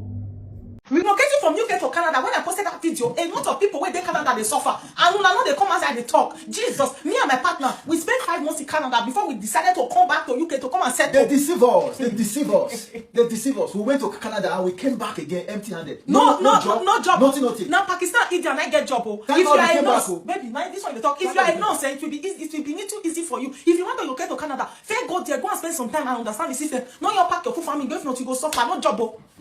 We apply for so many jobs online, even some agencies. Bank will frustrate you for Canada. For UK, yes, since I opened my account, I never even got my bank. And what is going on in that country? See, they just they hype and they just they hype the country. They hype the country. May you go for victim. And if you fall victim, your eye go clear. Ṣùgbọ́n àwọn èèyàn ti wá ń fún wọn nídàá àwọn fún wọn jẹ wípé kóra yín kúrò ìbólẹ̀ lọ ní Canada tẹ́ ti rí iṣẹ́ pọ̀ lọ yẹn iṣẹ́ yapa pé talẹ̀ wá bá Canada ọ̀dọ̀ talẹ̀ dé sí ibi tá a ti sàn yẹn lọ́wọ́ lárábìnrin kan náà ìyẹn tiẹ̀ ti pẹ́ ní Canada lárábìnrin ọmọ Nàìjíríà kan náà ló bá ṣe ìfọ̀rọ̀wérọ̀ ìyẹn tiẹ̀ wà Nàìjíríà wá sí ìfọ̀rọ̀wérọ̀ ni ẹ̀jẹ̀ agbóhun tó náà sọ. There's no work like before. And when you get work permit, for you not to get the job is a problem. Don't jack by anyhow. We're having another problem in Canada now. People just coming. Everybody is getting visa, they are coming. They tell them once you get to Canada, no problem, you have work. There's no work like before. No, underground work that they will do without papers, no, it's not available. For you to change, to become, to have your documents to work, is not so easy any longer. Even to apply as a refugee that they will automatically give you a work permit like before, no. Now when you get work permit, for you not to get the job is a problem. And I'm not sure if you saw it, we were on television making noise when our people were coming and sleeping on the bare floor on the road. And 3 of them died within 3 months. Those were the ones I knew personally. And the problem is because people are not preparing well. They just hear, oh, to Canada. Yes, they calculate our $2,000. That $2,000 in a month. $2,000 in a month before was a lot of money in Canada. Because then it used to be like $800 for your accommodation for a 1-bedroom apartment. But now 1-bedroom apartment is $1,600, is $1,800 from your $2,000. Okay. Now people come when they get there. How much do they have? 5 million. They change the 5 million, they come. When they get that, they cannot get accommodation. They cannot get where to live. Now they're on the streets. Now, eventually you get, let's say you are able to just stay and you get your permit to start working. When you to get a job is another problem right now. Preparation ahead of time is God bless you. Important. God bless you. So connect with those that can help you. Talk to those who can help you before you leave the country. Don't jack by anyhow. Jack by right. That is the message I brought. Apart from getting into trouble with woman traffickers who will use you as sex slaves for the women, there are others as well. They are removing their organs. Organ trafficking. Organ trafficking is ongoing. Nigerians need to understand this. Please, you want to jackpot. There's nothing wrong with to jackpot. Right from the beginning of manhood, people have always been jackpotting. But now instead of jackpot, and I want to inform you youth, if you want to jackpot, jack up, go to school. When you go to school, from the school, you are able to get a better job. Get better, know the people, know the land. And please study where you are going. Don't just go anyhow. Yeah. I think we can wrap up on that. Thank you so much. So my message is jackpot, right. Ṣé ti wá rí pé the same thing lòun náà sọ ṣùgbọ́n wọ́n ní ká mọ̀ fi ìtàn méjèèjì George ní àwọn èèyàn náà bá ń dá sí i. Arákùnrin Dani lifestyle wọ́n ló ní there is a wrong narrative. I appreciate her honest information regarding Canada. God bless her, but the thing I found wrong is to say go to school to get a better job. Wípé iṣẹ́ wà ní Canada ṣùgbọ́n kó get better job. Mo ní ẹ rí pé obìnrin kejì yẹn gan tẹnu mọ́ pé if you must japa right. Túmọ̀ ní wípé mo bí tó ń lọ mẹ́ni tó fẹ́ dé sí lọ́dọ̀ mẹ́ni tó fẹ́ dé sí lọ́dọ̀ mọ́ kó ní shock absorber torí olè ní yóò yà kó pẹ́ olè ní yóò pẹ́ kó yá bẹ́ẹ̀ lómi yóò bá sì sọ testimony rẹ̀ yóò ní pápápá lóhùn ríṣẹ́ lómi ìṣirí ó lè pẹ́ díẹ̀ fún ṣùgbọ́n wọ́n ní tán bá ṣe aggregation wọn tán kó wọn pọ̀ wọ́n níṣẹ́ tí wọ́n lóde. Ẹ mọ̀ pé Nàìjíríà bá a bá ti fẹ́ mentality wa ni wípé bó bá ti dé ẹni ìlú òyìnbó tó bá lọ ó ti easy naturally nìyẹn. Wọ́n mọ̀ wípé bí ìgbà téèyàn ṣe bẹ̀rẹ̀ life ni, bí ìgbà tó ṣe bẹ̀rẹ̀ life, because reality àṣẹ wà done on you. Ó fi gbogbo tó ń ṣẹlẹ̀ Nàìjíríà ó fẹ́ bọ́ sínú nǹkan mi. Ibi tó bá dé progress yẹ ó filẹ̀ Nàìjíríà ó fẹ́ bẹ̀rẹ̀ ni, ó fẹ́ bẹ̀rẹ̀ wá lọ́tọ̀ ó sì gbọ́dọ̀ tó ni. Ó lè bẹ̀rẹ̀ bí gégélé láyé àfi tó bá ní soft landing tó lábzọ̀ bá tó sì ní wàhálà àwẹ̀. Ibi tún dáhùn restore Nigeria ó ní all this is ìsọkúsọ irọ́. Only stop degrading the country. Job plenty and it depends on where you are. All of una one leave city. STFU Canada has tons of job. Mi ò mọ̀ bí tó ń jẹ́ STFU ní Canada. Ó ní iṣẹ́ pọ̀. Ó ní ẹ̀ ń fiṣẹ́ ṣeré ni lazy. Mo ló dáa o. Only one bed apartment is not between 1,004 or 16 Aba except it's in a high bro. Pé o tún parọ́ mẹ́rin pé bolo náà dé sí pé wọ́n mú níbi gíga ní wọ́n fẹ́ rè é gapá padà ń bọ̀ láti UK òdìfá àfi tó o bá ní sàbùkẹ́ bóyá nọ́ọ̀sì àbí nǹkan kan ṣùgbọ́n o ní o wá fẹ́ bẹ̀rẹ̀ láti ilẹ̀ pẹ̀pẹ̀ àbí o ń gbé standard UK bọ̀ o ní òun ló fẹ́ fi augment ní Canada wá ṣẹ̀ṣẹ̀ bẹ̀rẹ̀ ní ìlú onílùú ó ṣe dé ní. King Davis said this woman is talking is so Canada is one of the best places to live. There are jobs. Don't let her gaslight you. Adebisi Adebayo ni she said japa right. Not do not japa. Only kò sọ pé kẹ́ mọ́ japa only kẹ́ japa right. Bẹ́ẹ̀ náà ni mi tún dáhùn ní so you will be living in mini flat here in Lagos with 5M in your account. Then somebody will tell you to come to Canada and you end up sleeping on the sidewalk. Bẹ́ẹ̀ náà ni Atsu ó ní if you have genuine friends in Canada call them and ask them this lady is telling you as it is. Èèyàn kan second emotion. Ẹlòmíì ní blah blah blah. Please ignore this false narrative from this woman. Migrate if you can. There are jobs and accommodation. Wọ́n ní irọ́ ni wọ́n ní kó mọ̀ dàn lóhùn. Bẹ́ẹ̀ náà ni òye Charles ó ní irọ́ náà ń pa o ó ní my brother japa my sister japa if you can. Bẹ́ẹ̀ ó ní kó mọ̀ dọ̀ dúró wọn fẹ́ fi tí wọ́n dọ̀ dúró ni o. Bẹ́ẹ̀ náà ni èkejì ọ̀fọ̀ Benjamin Chike ó ní don't listen to her o I'm here in Canada work day don't believe this amukumeko. Sheriff náà ni tell the owner of the useless station these stories to do the country's right and no one will japa again. Inú bí eléyìí tiẹ̀ ni o. Gbogbo ẹ̀rọ ni àwọn èèyàn ń dá lóhùn lọ́tún ló sì mú ní ibi tó kọ wájú sí èèyàn kan ẹ̀yìn ló kọ sẹ́lòmíì bẹ́lòmíì bá japa ó lè mọ́ ní lọ́ọ̀kì ẹlòmíì ń japa yóò sì tètè ní lọ́ọ̀kì ṣùgbọ́n tá a bá wo aggregation tá a bá wo relatively ṣé bó ṣe wà tẹ́lẹ̀ náà ló sì wà nínú bíbélì ṣọ́ọ̀ṣì nìkan láti mọ̀ pé bó ṣe wà láti kọ́ sí ló ń bẹ ní ìsìn bẹ́ẹ̀ ni ó sì máa rí láti ìsìn lọ àti títí láíláí ṣùgbọ́n ní àwọn ìlú òyìnbó ní ìsìn kò rí bákan náà mọ́ o ṣùgbọ́n má jẹ́ kéèyàn kan discourage ẹ kò ṣiṣẹ́ ìwọ náà rí ìdánwò wọ́n ní ìdánwò ló bí ya ọ̀kẹ́rẹ́ kí ló wá bí ya ajá kí ló bí ya olóńdò wọ́n bá débẹ̀ ájò mojú ajé kò ní sàn kọ́lọ́n ṣàṣìwá dáadáa gbogbo bí tẹ́sẹ̀ bá ń dórí lọ torí náà gbẹ́sẹ̀ rí kó jẹ́bi tó dáa fún gbogbo wa ẹ jẹ́ kó ń bẹ́ ẹ jẹ́ àtẹ̀wájú ẹ jẹ́ wáyà lọ́dọ̀ àáfàá kan tórúkọ rẹ̀ jẹ́ ètò láyé àáfàá ìgbajúgbajà ní gbajúmọ̀ ni àwọn èèyàn mọ̀ ọ́n wọ́n ló ti wá di fọ́mà àáfàá mo ní kí ló dé ṣé ó ti kó òun mùsùlùmí ni wọ́n ló fohùn lẹ̀ ẹ bá ń tẹ̀wọ̀n ẹ̀sẹ̀ ìjà gbọ́rọ̀ ẹ̀.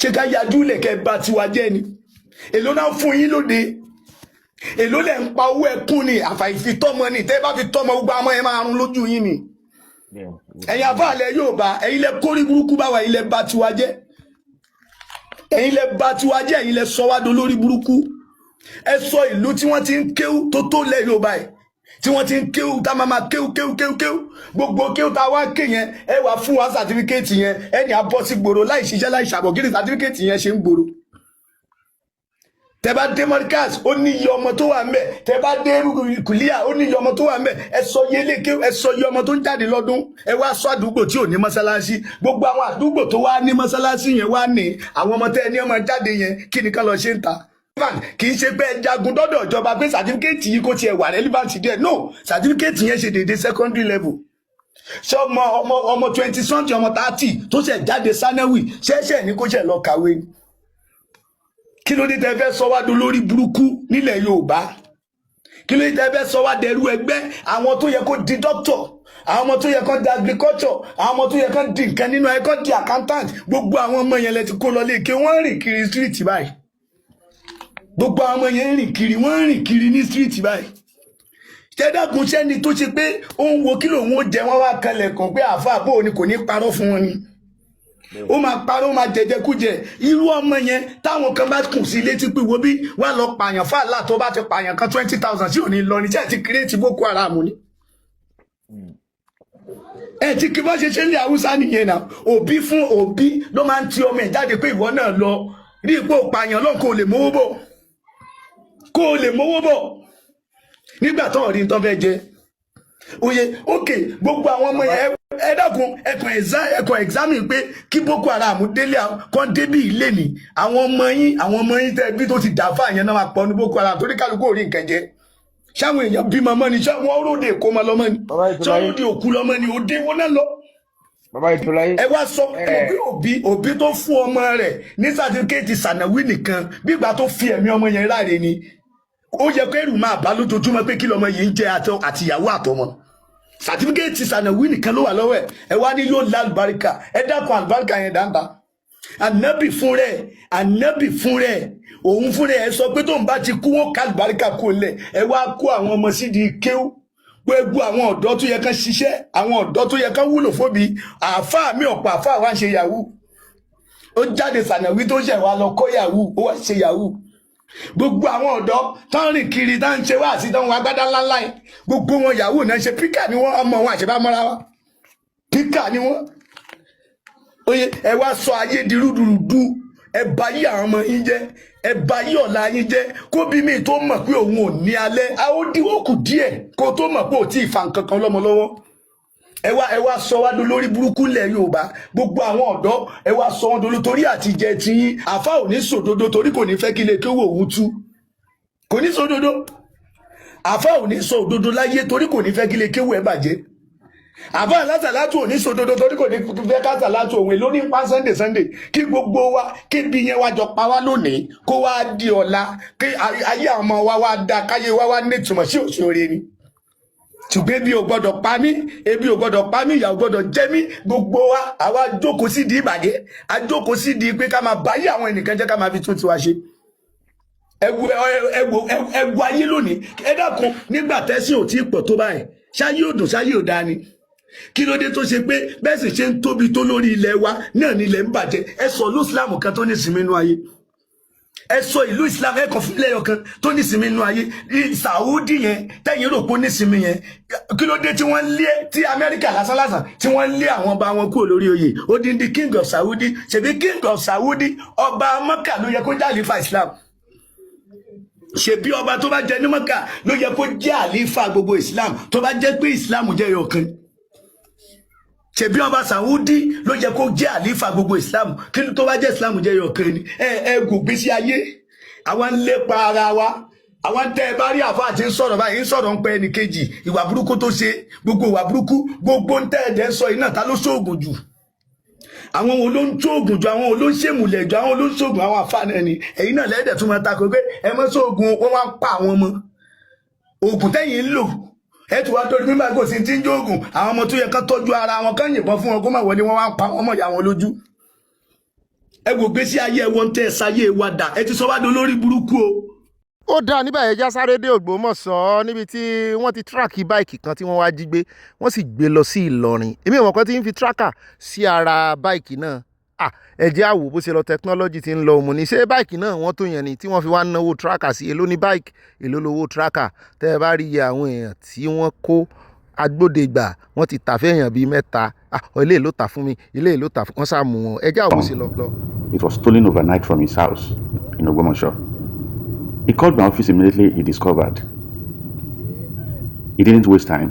We logged into the system and which then it was showing that the bike was already in Ilorin, Kwara State. Myself and my team hit the road. We drove down. And so as you can see, when we got to the front of Lautech Then we tried to check again to be sure before driving down. And we discovered it was there. There where we are in Ilorin. We got to Ilorin. We first stopped in divisional headquarters and filed an official report before making any move at all. Then we started tailing the guy. The suspect was riding the bike around the town, not knowing we were behind him. Once we got close to him here, we intercepted him here. When we intercepted him, then we called the police. The guy happened to be Hausa.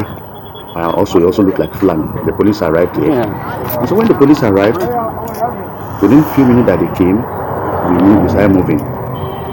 We moved into the divisional headquarters, which is within the jurisdiction of that place. Here we are moving to the police headquarters here. The guy said he bought it from a mechanic, and we got the mechanic arrested. You're going to see the mechanic now. The mechanic happens to be the young guy with red clothes. The mechanic also said something, which is this guy. The mechanic also said somebody sold to him, and which is this tall guy close to him. And so we got them arrested. That one also said another guy sold to him again. Said he want to sell it. As you can see, it was from one person to the other. 3-man chain from thief of middleman to a buyer. This young man with red is a mechanic, but he mentioned another person, which is this huge guy you can see in the car. This huge guy. He arrested. He was pretending as if he knows nothing. Meanwhile, he even produced a fake receipt similar to the original one. But thanks be to God, we recovered then the 3 suspects are in the police custody for justice to be served. abẹ́ẹ̀rí gbogbo nǹkan ni wọ́n fi ń jalè báyìí látọwọ́dọ́wọ́ haúsá ọmọ yorùbá ìlọrin látògbómọ̀ṣọ́ àyà ló wá ń sọ fún mi pé ọ̀gá mi òun sì ní àmọ̀ràn kan tó ń fẹ́ fún ìjọba wípé ìbádá kan jẹ́ kí gbogbo àwọn èèyàn mọ̀ so tracker mọ́ di o fún láàyà ibo ló tún gbà yọ yìí kí ló tún sọ ó ní lóòótọ́ ni ó ní táwọn ajínigbé bá jí wọn gbé báwọn agbésùnmọ̀mí ṣe wọ́n jí wọn gbé tán wọn náà wọ́n fẹ́ gba millions of owó lórí ọ̀rọ̀ ransom pé tán bá ti so tracker mọ́ di pé àwọn federal government yóò lè mọ track wọn ibi tán wà mo lóòótọ́ sí ni ó make sense o kíjọba kúkú kó tracker síta fún gbogbo èèyàn.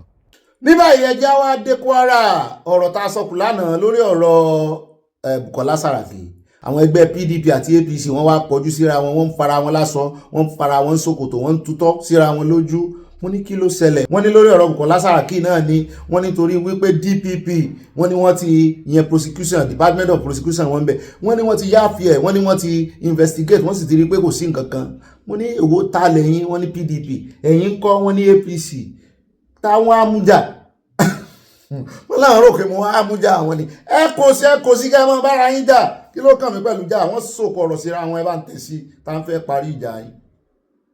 It is both unreasonable and illogical to associate a statement of Dr. Saraki standing, a 2-term governor of Kwara State and former president of the Senate, with such a heinous crime. If Governor Abdurrahman Abrasa can descend to this level in his treatment of a predecessor, it raises serious concern and question about his own character as an outgoing governor. But the APC is pushing back, defending the state government's action as lawful and necessary. We particularly commend the state government for the boldness to put Saraki to trial despite his vaingloriness and boastfulness in deceit. The convicts have named his role in how they acquire guns and other logistics. The current PDP will not sit idly while Governor Abdurrahman Abrasa attempts to inflame tension and poison the political atmosphere in the state. It is a sacred and lawful duty of the state government to try him in the law court. It is then the prerogative of the court to either convict or discharge him.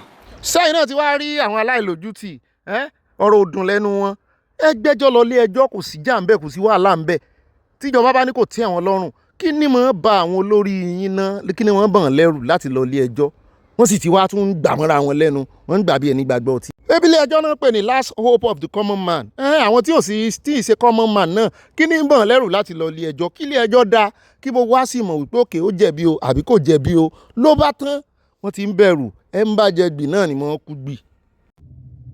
àyáníjà lọ ọ̀gá mi mo ní mo fẹ́ wò jà díẹ̀ sí ẹjẹ́ tẹ̀ wájú o wọ́n sì bára wọn fà lọ́wọ́ la kó ń bẹ́ wọn àti ìyànjú ẹ̀ o ẹjẹ́ wá tara ṣàṣàkà dé ọ̀dọ̀ arábìnrin wọn lòun ní the first custom officer ọmọ nàìjíríà ní tó kọ́kọ́ máa gba license ìwé ẹ̀rí as a pilot obìnrin ní Amẹ́ríkà. Mo ní ẹ̀hẹ́n ṣé Yorùbá ní Yorùbá ti jẹ́ Yorùbá wọn ò ní kà á wọ́n ní Yorùbá ní mo lè pàtẹ́wọ́ fún. The first female pilot of the Nigeria Customs Service, Nafisat Balogun, has secured a commercial multi-engine pilot license in the United States of America. Mo ní sí àwọn custom náà máa wa ọkọ̀ bàálù ni, sọ máa wa helicopter ni. Wọ́n náà máa wá o, mo ló ti ẹ̀ dá bóyá kán máa fi yẹn ṣe surveillance káàkiri gbogbo ẹnubodè tó wà porous. Wọ́n ló ní àkọ́kọ́, wọ́n ló ní obìnrin àkọ́kọ́ ní ọmọ Nàìjíríà tí ó kọ́kọ́ gbà o. Wọ́n ní the Nigerian Customs Service spokesperson Abdullahi Mewada disclosed this in a statement made available to newsmen on Sunday in Abuja. Mewada said that following the feat, the superintendent of customs was honored at a ceremony organized by the Nigeria Customs Technical Hangar Service recently. He said Balogun's achievement marked a historic milestone as she became the first female pilot in the Nigerian Customs, a field dominated by men. Only for the first time, we now have a female pilot in the NCS. She has set a record, and it is important that we celebrate and recognize this milestone. The achievement shows that there are no limits for obìnrin. Ojú ẹ̀ náà lè ń wò ọmọ Yorùbá ni. Ẹ bá ń dúpẹ́ fọ́lọ́run lórí ayé rẹ̀. Ẹni ṣé mo mọ̀ rí ni kò gbà téèyàn bá mọ̀ yàn rí kéèyàn tó bá yàn dúpẹ́ o. Téèyàn bá ti mọ̀ yàn bá dúpẹ́. Wọ́n ní béèyàn bá bá láyọ̀ yọ̀ ayọ̀ ó kàn òun náà aláyọ̀ sì ni wá nínú ìdílé aláyọ̀. So therefore we don't need to know our identity. Tó tiẹ̀ ti jẹ́ pé ọmọ Yorùbá nìyẹn àti báyọ̀. Ó dà ní rí jù àìlọ́nu abala fipáka ní pápá pẹ́jẹ́ invite àyáká ìwà bí wa débẹ̀ nù abala yìí olóòfẹ́ abala comment section àròjọ mùsùlùmí àyá bí wa débẹ̀ èmi ò dòde yìí bí wọ́n mọ̀ sí fàájì fẹ́rẹ́fẹ́ mo lè ṣe sí náà fẹ́rẹ́fẹ́. Mo máa tún kí ẹ̀yin olólùfẹ́ káàbọ̀ sínú abala yín abala comment section. Mọ́ mi Ṣọlá Odúmọ́sù yọ yẹn kò ní yẹ ẹlẹ́ èyí lẹ́ bá síde tó lónìí àmì ìsìyìn gan ni wọ́n ní wow, that was the reason I was scared in Nigeria when my husband decided to drive us after our driver has gone for the day, but we thank God we made it back home safely. Imagine kéèyàn fẹ́ drive láti ibì kan sí ibì kan kẹ́rù sí mọ̀ báyẹn. Bẹ́ẹ̀ náà ni mọ́mí mo dúpẹ́ tá a wà wàráyé wọ́n ní bọ́bí mi ọ̀wọ́n happy Sunday ọ̀sẹ̀ yìí yóò dùn fún gbogbo wa lórúkọ Jésù àmín. Ajé yóò fi lé wa ṣe ibùgbé láṣẹ Èdùmàrè lọ́sẹ̀ yìí o fún gbogbo ọ̀dà lórúkọ Jésù àmín. Àwàtúnráyé bá mi kí àyà ọmọ mi yọ yẹn kò ní yẹ ẹlẹ̀ wọ́n tẹ lọ́ọ̀sì àti nǹkan panu at Adekin wọ́n ní odò Májídùn odò tí mò ń gbìyànjú àti ìrántí lánàá odò Májídùn kọ́ odò Májídùn wà before àti máa dé àmọ́ wo gáràjì lọ́ọ̀kan àti máa dé Kòròdú lódò Májídùn wà odò ká tó dé Májídùn ni. Bẹ́ẹ̀ náà ni after owó dé ẹlẹ́dẹ̀ mọ́ mi tó iná rí ti já wa sí. Bẹ́ẹ̀ náà ni mọ́ mi Josephine Aláwòye girama wọn ní ó bí ẹkú ìgbìyànjú ẹ̀sìn mọ́ mi mo ìfẹ́ kẹ́ mọ́ kí mi nìyẹn. Thank you for the hymns you enter with. I can't remember when last I heard about it. Wọ́n tẹ love sí àti nǹkan panu. At Adépọ̀jù Adémọ́lá aláyọ̀ wa bá mi dáadáa wọ́n ní aláyọ̀ wa àṣà àti ìṣe wa dùn gan o ẹ wo Ìbàdàn festival bó ṣe dùn tó wọ́n tẹ love sí àti nǹkan panu ó dùn mọ̀ràn ìmọ̀ràn ó lárinrin. Mọ́ mi mo mí sí mọ́ mi Debbie Ajẹ́wọlé Precious mi wọ́n ní good evening o Precious Ogbeni Bobby happy weekend thanks for today's news and the special hymn. To God be the glory. Ọjọ́ ọ̀la dára mi àṣẹ Ìdùmarè wọ́n tẹ love rẹpẹtẹ sí a mo like kọ́lọ̀ ọlọ́run yìí. Bẹ́ẹ̀ náà ni at Elina Oyenubi mọ́ mi dáadáa wọ́n ní owó dé ẹlẹ́dẹ̀ bẹ́ẹ̀ ni tí mo gbìyànjú àti rántí nìyẹn ẹ ṣeun. At Abala Lerefe bá mi ní OB it is called safe corridor and to be sincere the idea is very dangerous to Nigeria security. Ẹ ṣe tẹ ẹran mi létí ó sápá lórí ni wàhálà àwọn gan ti pọ̀ jù. Bẹ́ẹ̀ náà ni mọ́ mi bómi Krista wọ́n tẹ love sí àmúrọ́wọ́ yín o Ọlọ́run bá nífẹ̀ẹ́ yín. At unique baby girl mọ́ mi dáadáa wọ́n ṣẹ́jú sí lọ́nà ìfẹ́ 100% we love you too. Mọ́ mi hope alive with evangelist Olúbùnmi wọ́n bú sẹ́rin ayé wọ́n ní ambassador ní mí o ambassador for Christ Jesus bíbélì ló sọ ẹ mọ́ rè jẹ́ lọ́fíìsì ìjọba o wọ́n ti ní táwọn bá fi ṣe ambassador náà fẹ́ wọ́n ra ambassador lójú níwájú ọkọ̀ wọn o. Bẹ́ẹ̀ náà ni mọ́ mi mo dúpẹ́ Adénúgà wílà wọ́n ní ibà lifting tea bẹ́ẹ̀ ni olówó ń fadoro ọ̀sẹ̀ yìí asanwásówó àmì àṣeyọrí àtàlàáfíà Yorùbá nation no going back. Mọ́ mi fún mi lọ́lá bẹ́ẹ̀ wọ́n ní Ọ̀gbẹ́ni Bobby ọkọ wa kó ọ̀sẹ̀ tuntun ilẹ̀kùn àánú máa ṣí fún gbogbo wa mi kí Ọlọ́run ṣàánú wa fún gbogbo rògbòdìyàn ti orílẹ̀-èdè Nàìjíríà yóò bí love you my darling CSI I can't love you less àyà náà nǹkan àyà tí ń wojú mi wọ́n lọ́ọ̀fù wọn náà wọ́n tẹ́ lọ́ọ̀sì àti nǹkan panumọ́ rọ́gẹ̀dẹ̀ bá mi mo rí Adéyẹmọ wọ́n ní ibà block it again bẹ́ẹ̀ ni we block it like the Strait of Hormuz blockade. Mami Ṣọlá Odùmọ̀ṣù wọ́n ní bank cannot allow people to use their toilets even here in the US you cannot because of security issues. Ìjọba Èkó náà ń jánu ni bó lẹ ṣe máa ní kí báǹkì mọ̀ sí kíní wọn lẹ̀ bẹ́ẹ̀ fáwọn customers wọ́n máa ń sílẹ̀ fáwọn tó bá lọ ọbẹ̀ lọ ṣe nǹkan èèyàn ṣàfẹ́ tọ́ àbí èèyàn dúró ìgbà tí ìyẹn ti pẹ́ o táìmù tí àwọn cashier sì máa ń dá èèyàn lóhùn ni o tí là máa gun báyìí. Bẹ́ẹ̀ náà ni bá mi rí ọlọ́run reis ẹkújọ́ mẹ́ta wọ́n ní òbí mo kí ẹlẹ́ àti àwọn olórí kú oríire pé ọkọ yín kò ń wò ta mọ́ nítorí ìgbà tí mo gbọ́ nípa àwọn ọmọ síbẹ̀síbẹ̀ yìí ọ̀rọ̀ pàdí mi ọkọ yín ló bà mí lẹ́rù torí mo mọ ẹni tí mo ní torí èmi kò lórí obìnrin tèmi ò rí ọlọ́run reis from Dallas Texas èmi lórí obìnrin àbí lẹ́sẹ̀ wá ń bẹ̀rù fún mi ẹmọ́ bulẹ̀ kò sí ìyọnu ẹmọ́ wọ̀rí. Bẹ́ẹ̀ náà ni ẹjẹ́ lọ sọ́dọ̀ àmọ́ mi Debbie Ajewole wọ́n ní precious it doesn't make sense money is needed to improve education health security electricity food is being wasted on repentant terrorists mọ́ mi kò make sense o. Mo gbèsè ọ̀rọ̀ yín lẹ́yìn bẹ́ẹ̀ náà ni mọ́ mi Ìdòwú Ọ̀súndé wọ́n ní Májídùn after owó dé onírin ṣé Májídùn náà ń pe odò yẹn náà ni no kì í mọ̀ sí Májídùn is kínní ẹ mọ́ mi ìṣẹ̀pọ̀ o Májídùn sì wà níwájú o ó wà ní ibi traffic light kátó the bus stop kátó dá Greek ibẹ̀ ni Májídùn wà o kì í ṣe eléyìí tó súnmọ́ òde onírin yẹn ó lórúkọ tó ń pè yẹn.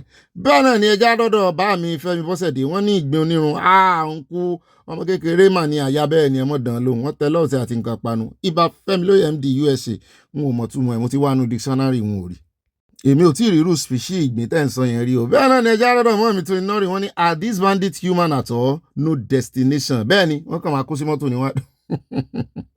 Mami Victoria Badejo wọ́n ní happy Sunday ibà ìfẹsíwápọ̀ Nigeria highway patrol officers are clueless about the international driver's license. IGP has to be involved in this case. More education is needed for all officers. Too shameful Oòduà nation no going back. Wọ́n tẹ love sí a bẹ́ẹ̀ náà ni wọ́n ti fi love dá wáìnì ni. Lónìí Monday wọ́n ní a fi ìgbádùn sáyọ̀ bẹ́ẹ̀ náà ni mọ́mí Dọ́lápọ̀ Akins wọ́n ní ìbà oníròyìn happy Sunday did you have to bribe all the time Nigeria need healing Ireo from Dallas Texas àfi bribe nothing works without bribe Ọlọ́run ẹ wo gbogbo ìgbésẹ̀ tán gbé ní embassies láti máa gba passport contactless renewal òfò lórí òfò.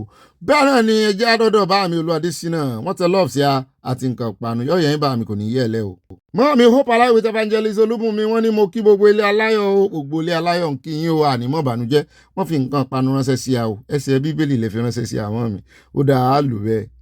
Wọn ò tí ì gbúrò evangelist Dorcas Jádesọ́lá mo ń retí yín o. Bẹ́ẹ̀ náà ni bá mi Fọlọ́runṣọ́ Ànímọ̀lá àwọn ní Ọ̀gbẹ́ni Bobby àwọn tó wà nípò aláṣẹ gbogbo àwọn ló mọ̀ nípa gbésùnmọ̀mí ààrẹ Tinubu kò lágbára kan ọdún 8 ló jẹ́ lógún wọn bá gba ilẹ̀ Yorùbá kò kàn Yorùbá nation no going back wọ́n tẹ lọ́ọ̀sì àti nǹkan panu o. Bẹ́ẹ̀ náà ni ẹja lọ sọ́dọ̀ mọ́mí Adésọlá Ọládèjì wọ́n ní ìran lórí irọ́ àríran tàwọn alálà.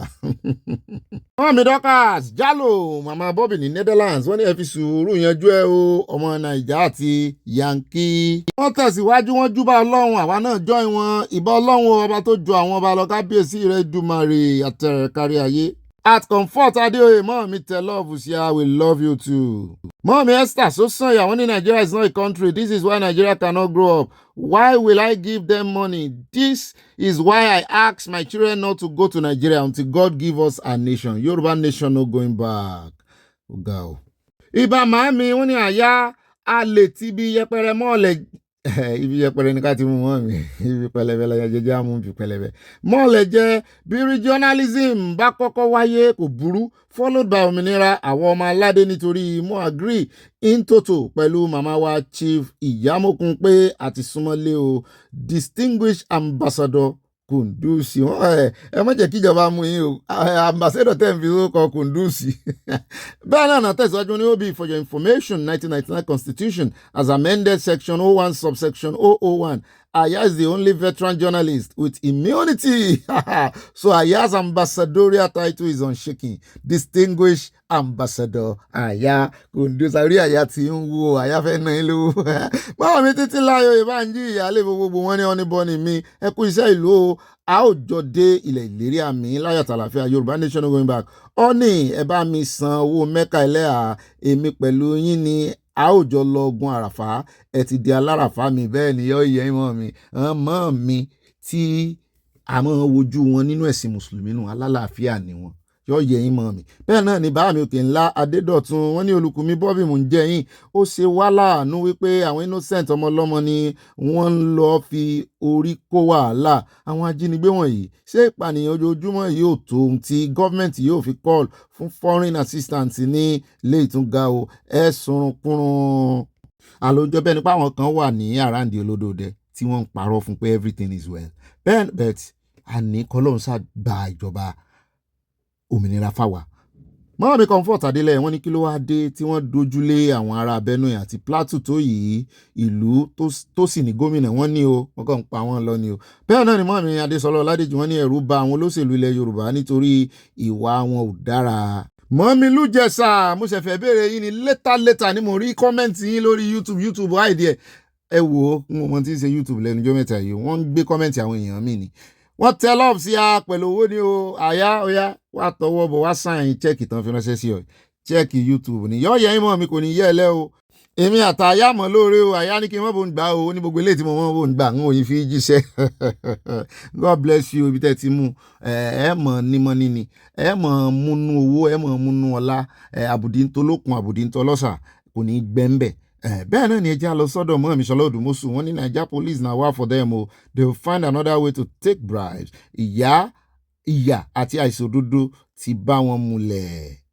Ibà màámi wọ́n ní àyà mo ṣe bí federal government suspend the mining no miner operate without the consent of royal father and the government ọwọ́ wọn ló wà caliphate is hiding under mining to fortify Lakurawa the sponsors engulf insecurity bàbá yẹn tó àṣírí gan lánàá. At Olúni Káyọ̀dé bá mi ní àwọn road safety Nàìjíríà kì í ṣe ẹni àpọ́nlé èmi kì í dúró fún wọn nítorí ìwèrè ni wọ́n ohun tí ò nítumọ̀ ni wọ́n máa ń béèrè bí ò bá ti fún wọn lówó ká tó fún wọn lówó náà ẹ dúró kí lóde tẹ̀yìn ò dúró bá mi láwọn ò dúró kò dáa o ẹ mọ̀ dúró ẹ dúró next time o ẹ wá sọ fún wa lọ́jọ́ tẹ́ ẹ bá ti dúró ẹ jẹ́ lọ sọ́dọ̀ ọmọ mi mo dúpẹ́ táwọn ní Bobby wọ́n ní àbí mi ọ̀wọ́n Bobby mi ọ̀wọ́n náà fẹ́ kọ́ ọ̀la ní birthday ọmọ tèmi Dayọ̀ April 20 yọ yẹ ìmọ̀ mi happy birthday to you mọ́mí o ya ẹ máa pẹ́ láyé mọ́mí o ẹ máa jẹun ọmọ ẹni bá ní kò ní rí bẹ́ẹ̀ kí ni kò ṣe kó kán lápá kó kán lójú àyà ń bí mi kí ó ṣe jórin kan tí mo mọ̀ tẹnu mọ́ náà nìyẹn mo ní orin pọ̀ ńlẹ̀ ìní lọ́jọ́ ìbí ẹ congratulations happy birthday to you ìní lọ́jọ́ ìbí ẹ kú àṣeyẹ ẹ̀mí aṣọ pọ̀ o àbáyín ṣe ẹ̀mí láṣẹ Ọlọ́run Èdùmàrè ìgbà ọdún kan ni àníwá yín tiẹ̀ ní kú láíláí o happy birthday ẹ bá ń sá pẹ́pẹ́ fún mọ̀mọ́ wa. ààyè tọ́lọ́run wá fi gbà yín níbi ire níbi tó ga ayé òní re yín bọ́ láṣẹ Ọlọ́run Èdùmàrè. àmì Josephine Aláwìyé wọ́n ní èmi ni Ọlọ́run bí a kò tí ì lè rí orí wà kódà ó mọ ohun gbogbo ó sì ń ṣe ohun gbogbo Oòduà nation no going back lágbára ẹlẹ́dàá àwọn tẹ́lọ́ọ̀sì àti nǹkan panu ayọ̀ ní ilé àwa aláyọ̀ àmín. Máàmi Florence Aládé wọ́n ní ẹ kú ọjọ́ ìsinmi òní gbogbo ẹbí aláyọ̀ bẹ́ẹ̀ ni Bobby Ibà Sanawole Ibà Ìbọ̀bọ̀ àti àyà ọ̀tá Yorùbá fẹ́ wọ́n kọ̀. Àwa yóò dé ilẹ̀ ìmúṣẹ ìlérí láìpẹ́ láì jìnnà no sharia in Yorùbá land wọ́n tẹ́lọ́ọ̀sì àti nǹkan panu kudos to CSI mọ́ọ̀mí ẹ ṣé o ẹ là wá lójú gan pẹ̀lú ìmúṣẹ ìlérí yẹn o torí à ń lọlẹ̀ ìlérí làwọn pariwo tẹ́lẹ̀ àṣé ilẹ̀ ìmúṣẹ ìlérí ni. mọ́ọ̀mí Esther Sọ́sànyà wọ́n ní ẹ kú iṣẹ́ o Ọlọ́run wọ́n ní akínyín pé ẹ kú iṣẹ́ o Ọlọ́run ní í ṣe o wọ́n ṣe lọ́ọ̀ ṣá. mọ́ọ̀mí Stella Odele wọ́n ní Ọ̀gbẹ́ni Bobby ẹ kú iṣẹ́ àlọ́ Ọlọ́run ní Ọlọ́run ẹ̀yin náà ń kíkì ìsáwá o àgbẹ̀ fún yín o ọ̀rọ̀ Nàìjíríà ó di wọ́n tẹ love alárànbarà sí a different colours. mọ́ọ̀mí Hánàṣù mo rí pọ̀ yín o wọ́n ti fi jíṣẹ́ èmi náà dá padà fún yín pọ̀ yín o gbogbo ilé náà ní pọ̀ o ẹ ní pọ̀ ká tún sọ bẹ́ẹ̀ lẹ́ẹ̀kan sí irọ́ ẹjẹ́ adínú abala àfipáká wọ́n tẹ lọ́ọ̀fù àti nǹkan panu odò and nation no going back. At White mi olórí ọ̀dọ́ wọ́n ní Ọ̀gbẹ́ni Bobby ti wá ikú ètò ọjọ́ àìkú tòní ọlọ́run ní tó this Ìbàdàn cultural festival seemed great. Yorùbá culture is unique kí Elédùmarè gba àwọn ènìyàn lọ́wọ́ ìṣẹ̀lẹ̀ ibi ní Nàìjíríà ẹ̀bù ìkàyé pọ̀jù Nàìjíríà o Benue ìpànìyàn lójoojúmọ́. Mami Christiana Mustapha wọ́n ní ó bí happy Sunday more Sunday in Jesus name amen wọ́n tẹ love tí ń yí roborobo sí wa bẹ́ẹ̀ náà ni mo rí wine mo rí ọ̀gẹ̀dẹ̀ I love you so much God will be with you in Jesus name amen love you too màmá mi o AKD Ìkòròdú ni mi o ẹ̀yin ọmọ Ìkòròdú dáa Ìkòròdú ọ̀gá. Bẹ́ẹ̀ náà ni ẹjẹ́ lọ sọ́dọ̀ wọn mi fún mi lọ́la bèlò wọ́n ní Ọ̀gbẹ́ni Bobby ọkọ̀ olólùfẹ́ àwa ọmọge ọmọ ìwó olódò ọba ọmọ àtẹnigbọ̀lá ọmọ àtẹnigbọ̀rẹ́ ọmọ olódò òkúta ìmílẹ̀ kì í sí mọ́ mi ibo lẹ́wọ̀ ó yẹ mọ́ bọ̀. I like àṣà àti ìṣe wa this your bedroom voice is too marvelous so sweet sir love you mọ́ mi ìgbó ni mo lo bedroom voice ẹ̀yin ìyàwó mi náà lẹ lè mọ̀ wọ́n fọ̀gẹ̀dẹ̀ ìránṣẹ́ sí a mo rí àgbàdo òjọ́ mọ́ mi Olúfúnkẹ́ Bájímọ́lú wọn ní Bobby mo wo àwòrán abúlé kan ní Plateau tí Reverend Dachomo ń ṣe interview pẹ̀lú ìránṣẹ́ Ọlọ́run kan wọ́n ní village of widows àkọlé burúkú village of widows wọ́n ti pa gbogbo àwọn ọkùnrin ibẹ̀ tán. Mọ́mí Yẹmí Ìgè mo ti dọ́dọ̀ yín wọ́n ní but ó ga o ṣé tí ènìyàn bá wá sílé láti lo bí oṣù mẹ́ta ṣé ó tún máa lọ gba Nàìjíríà láìsẹ̀nsì míì ni kí ló tiẹ̀ ń ṣe àwọn ènìyàn wọ̀nyí gan kí ẹ̀rù tún máa bà àyàn láti wá ilẹ̀ abínibí rẹ̀. Mami Olúfúnkẹ́ Bájímọ́lú wọ́n ní all Nigerian uniformed forces ways of their approach isn't good enough. That is why they have problem before and after their retirement. They don't receive favor from God and men. Bámi Fikayo Victor wọ́n ní mo kí ilé aláyọ̀ yìí wípé a kú ìsinmi àná o we need to modernize our cultural heritage that colonizes demonizes for us. 744 should remain in the north only divide Nigeria now. Mi Adésọlá Ọládèjì bínú wọn ní àwọn olórí Nàìjíríà nǹkan rọ lọpọlọ wọn nǹkan ṣe ọpọlọ wọn ó ti dájú mọ́ mi. Mọ́mi Oyèmí Sàlá wọn ní mo kí Ọ̀gbẹ́ni Bobby àti gbogbo ẹbí aláyọ̀. Mọ́mi gbogbo ilé náà ní kí yín wọ́n lóhun tó lè yanjú ọ̀rọ̀ yìí ni pé kí Yorùbá tètè kúrò nínú Nàìjíríà ilẹ̀ ìnira ìlú àwọn afẹ̀míṣòfò Yorùbá nation no going back no Sharia in Yorùbá land capital letter wọ́n kàn lábẹ́ wọ́n tẹ love sí a. Ẹlẹ́yà mi ẹ̀mí ọ̀gá ọkàn mi ṣe kì ẹlẹ́yà ti rè pátipátí kọ́nà lànà lánàá wọ́n gbá àwọn ọmọ ilẹ̀ mi ni mò ń tọ́jú ọmọ mò ń fọ́mọ lọ́yàn wọ́n tẹ lọ́ọ̀fù sí abẹ́ náà ni wọ́n bọ́ gẹ̀dẹ̀ lẹ̀ ẹja jó gẹ̀dẹ̀ ìran ọ̀gẹ̀dẹ̀ ìsokó àti ìdẹ̀ ara ò ní ní wá. ẹlẹ́yà Temu ẹlẹ́yà Amazon ẹlẹ́yà Abotuni ẹlẹ́yà ibè mọ́ọ̀mí dọ́kà zúrò olú àtúnmíṣe wọ́n ní ọmọbìnrin mùsùlùmí tó fẹ́ oníṣẹ̀ṣe ó lè jẹ́ ìkan lára àwọn mùsùlùmí tó darapọ̀ mọ́ oníṣẹ̀ṣe púpọ̀ nínú àwa kìrìsìtẹ́nì lálábòsí àti onírọ́ oore wo ni Sátánì Sókótó àbí ọ̀rẹ́ wo ni oore náà ni oore máa ń wá látọ̀dọ̀rú wọn ni. Mọ́ọ̀mí gbogbo Rhode Island nǹkan bẹ́ẹ̀ bẹ́ẹ̀ náà ni at Oyeniyi Ancestral TV wọ́n tẹ love sí àti nǹkan panu we love you too kọ́wọ́ yín mọ́ ròkè láṣẹ Ọlọ́run Èdùmàrè. Mọ́ọ̀mí Mary Odùnúyì tèmi nìkan ẹ má bá ń dù nǹkan mi ni wọ́n ní òbí tèmi nìkan àtàyà mi tòótọ́ ìbápẹ́ ẹlẹ́yà aláyọ̀ mi of life mọ́ọ̀mí ẹ ṣeun ọ̀rọ̀ àwọn road safety àti gbogbo àwọn agbódegbà ojú títì bí wọ́n ṣe ń ṣe nìyẹn o Olúwa ló máa mú wọn òmìnira ilẹ̀ Yorùbá ní ọ̀nà àbáyọ kúrò nínú ìwà alọ́nilọ́wọ́gbà yìí.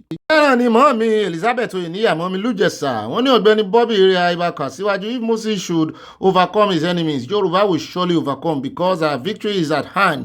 Àyà ọ̀rọ̀ lẹ́sọ̀ o ẹ̀pùrọ̀ o Oòduà nation no going back. A kú àsẹ̀yìndé Sàríà wà bẹ́ẹ̀ rí wọ́n tẹ lọ́ọ̀sì àti nǹkan àpanumọ́ láìkí bẹ́ẹ̀ ṣe kíyẹn a kú àsẹ̀yìndé Sàríà ṣùgbọ́n ajá olúwo sì ń janú káàkiri o ń pòtọ́ kiri. Bámi kò síranu wọ́n ní ambassador àyà Kúndùsì fún yín o wọ́n tẹ lọ́ọ̀f sí ọ rẹpẹtẹ wọ́n ti pọ̀ sí àyálẹ́rù ń bá bẹ́ẹ̀ sí ń pò ńlá ambassador o. At Kwakwa wọ́n ní Ọ̀gbẹ́ni Bobby kindly let us know the outcome of the court case thanks ó di dandan àgbè wa. Mọ́mí Fatima Abubakar lecturer mi wọ́n ní Sir Bobby ibà yànnànà ẹkú iṣẹ́ o wọ́n ní ẹkú iṣẹ́ fa yọ yẹ̀yìn àwọn ti Kwara wọ́n ní yóò dùn fún àjò báyìí lọ láṣẹ olúwa láyà mi wọ́n tẹ star sí wa wọ́n ní báyìí láǹṣe ń lé wa ìwọ bòmíràn ní o man driver yẹn jẹ̀bi ẹ̀sùn tó bá tún lọ kọ́ńtírì mìíràn yóò tẹ̀lé òfin wọn Oòduà nation no going back. mọ́ mi sáré ìbírónkẹ́ olórí sadé lótò wọ́n ní òbí ayọ̀ ní ayọ̀ rẹpẹtẹ abẹ àwọn kan kí wọ́n má fi àyè gba Sàtánì Òṣókótó láti jẹ chairman ìfilọ́lẹ̀ ẹ̀sìn kìrìsìtẹ́nì làbújá o èyí jẹ́ àrífín àti àbùkù Oòduà nation no going back ìrìkà bíi tí wọ́n tẹ́lẹ̀ ọ̀sẹ̀ àti nǹkan panu móríkà méjì bíi ti bàbá mi ṣe ìjáwó lọ́wọ́ lókè. mọ́mí Grace olùsòótọ́ wọ́n ní èmi kàn fẹ́ sọ fún ẹni pé má bẹ̀bẹ̀ tó dé ọ̀dọ̀ olóyè Sunday Májàsọ́lá Àdìsá Adéyẹmọ also known as Ìgbòho Òòṣà rárá nítorí pé wàá rí ìbínú ńlá àti Ọlọ́run àti àwọn irúnmọlẹ̀ àti àwa ènìyàn sọ́ra ẹ ọlọ́tẹ̀ ní ẹ sọ̀rọ̀ náà ń bá wí. ó dá àwọn ẹ káàbọ̀ padà gbogbo lọ́wọ́ orí mi àjíkẹ́ orí mi àjí bẹ́ẹ̀ o ẹ̀kọ́ nǹkan tẹ́wọ̀n fi sọ̀rọ̀ àjíjà ní Monday àtúntì bẹ̀rẹ̀ ọ̀sẹ̀ tuntun nù oṣù ìsì ń lọ ó tún bá tiẹ̀ lọ́nà ẹ̀mí wa ò ní bá lọ láti Ọlọ́run Èdùmàrè alákọ̀ọ́kọ́ nù ròyìn tòní iṣẹ́ tí ń bá wa pín tí ìwà nǹkan panu ẹ wá nǹkan olómi tútù ó sì ṣẹlẹ̀ ìrìndò náà ní tẹ́mọ̀ fi tì sọ́hùn bẹ́ẹ̀ náà ni bọ́ bá dilẹ̀ bó bá dénú yín báyìí bá yọ ẹ bá pín fáwọn olólùfẹ́ yín bó bá sì lọ́dọ̀ àwọn ọ̀tá yín náà kò ní ti fi ń ṣe èèyàn kásá lè mọ̀ wípé ìròyìn kan wà bí ìdílé aláyọ̀ kan wà níbi tá a ti fi òdodo pinlẹ̀ gbogbo ń tà ń sọ tá a bá ṣe mistake à ń padà bọ̀ wá sọ náà níbẹ̀ náà ni àyè gba gbogbo wa gbogbo ala ní ààyè lórí ìkànnì ẹnìkan ìjáwádé ọmọdé gbọ́n àgbàgbọ́n la ìdálẹ̀ ìfẹ́ wọ́n ní ọwọ́ ọmọdé ò tó pẹpẹ tàgbàlagbà náà ò wọ kèrègbè ó dá ẹjẹ́ àmọ́ ọjọ́ kọ́mọ lùbọ́ à ń kẹ́kọ̀ọ́ látara àwọn bàbá wa àwọn náà ń kẹ́kọ̀ọ́ látara wa alákọ̀ọ́kọ́ nù rìn tákọ̀ fẹ́ lójú ẹjẹ́ àyà ní ọ̀dọ̀ àwọn SSANU àwọn senior staff ní yunifásitì ní àná lámúròyìn wà fún yín wípé wọ́n yarí mọ́ ìjọba lọ́wọ́ ṣùgbọ́n lónìí ni ìjọba ti kọ lẹ́tà sí wọn wípé ẹ wá o ọjọ́ Monday a fẹ́ kí lẹ́tà ìdórí tébù yín ibi tá a ti ń yọ tán sọ wípé I'm glad to inform you that His Excellency I write to convey the approval of His Excellency for a 30% increment in the consolidated salary structure of non-academic staff of federal universities, our polytechnics and colleges of education, the minister said. The directive addressed to the Executive Secretary of the National Commission for Colleges of Education, National University, àti Polytechnic Board for Technical Education. Wọ́n ní Aláwùsá, Minister of Education said the decision reflected the government's commitment to improve the welfare and productivity of non-academic staff who play critical administrative and technical roles. Wọ́n ní ṣùgbọ́n nígbà tó máa dé ọ̀dọ̀ àwọn yẹn tí lẹ́tà máa dọ́dọ̀ wọn wọ́n láwọn yẹn kọjá lẹ́ o wọ́n láwọn fẹ́ 30% increment wọ́n sì wàá tún fún ìjọba lóhùn wọ́n gbàjọba lóhùn wípé the National Executive Council of the SSANU has insisted that no final agreement has been reached. It's threatening industrial action if talks were not concluded by the end of April. Fún wọn di ìparí oṣù kẹrin in a letter dated March 30, 2026 and signed by the Minister of Education, Dr. Tunji Alausa. The government said the increment will be implemented as a consolidated non-teaching tools allowances. Kí ló dé tẹ́ wá ń yí òun padà tẹ́ wá ń fáwọn ní 30%. Only our position to reject the agreement was contained in a communique issued at the end of the special NEC meeting held on Saturday in Yelana at the Union's National Secretariat in Abuja, where leaders reviewed development in the negotiation process. According to the communique signed by the national president of SANU, Wani Mohammed Ibrahim, and forwarded to the press on Sunday, the NEC reaffirmed that the renegotiation process with the federal government is still ongoing and has to be concluded. Wani, the council also expressed concern over what it described as misleading report.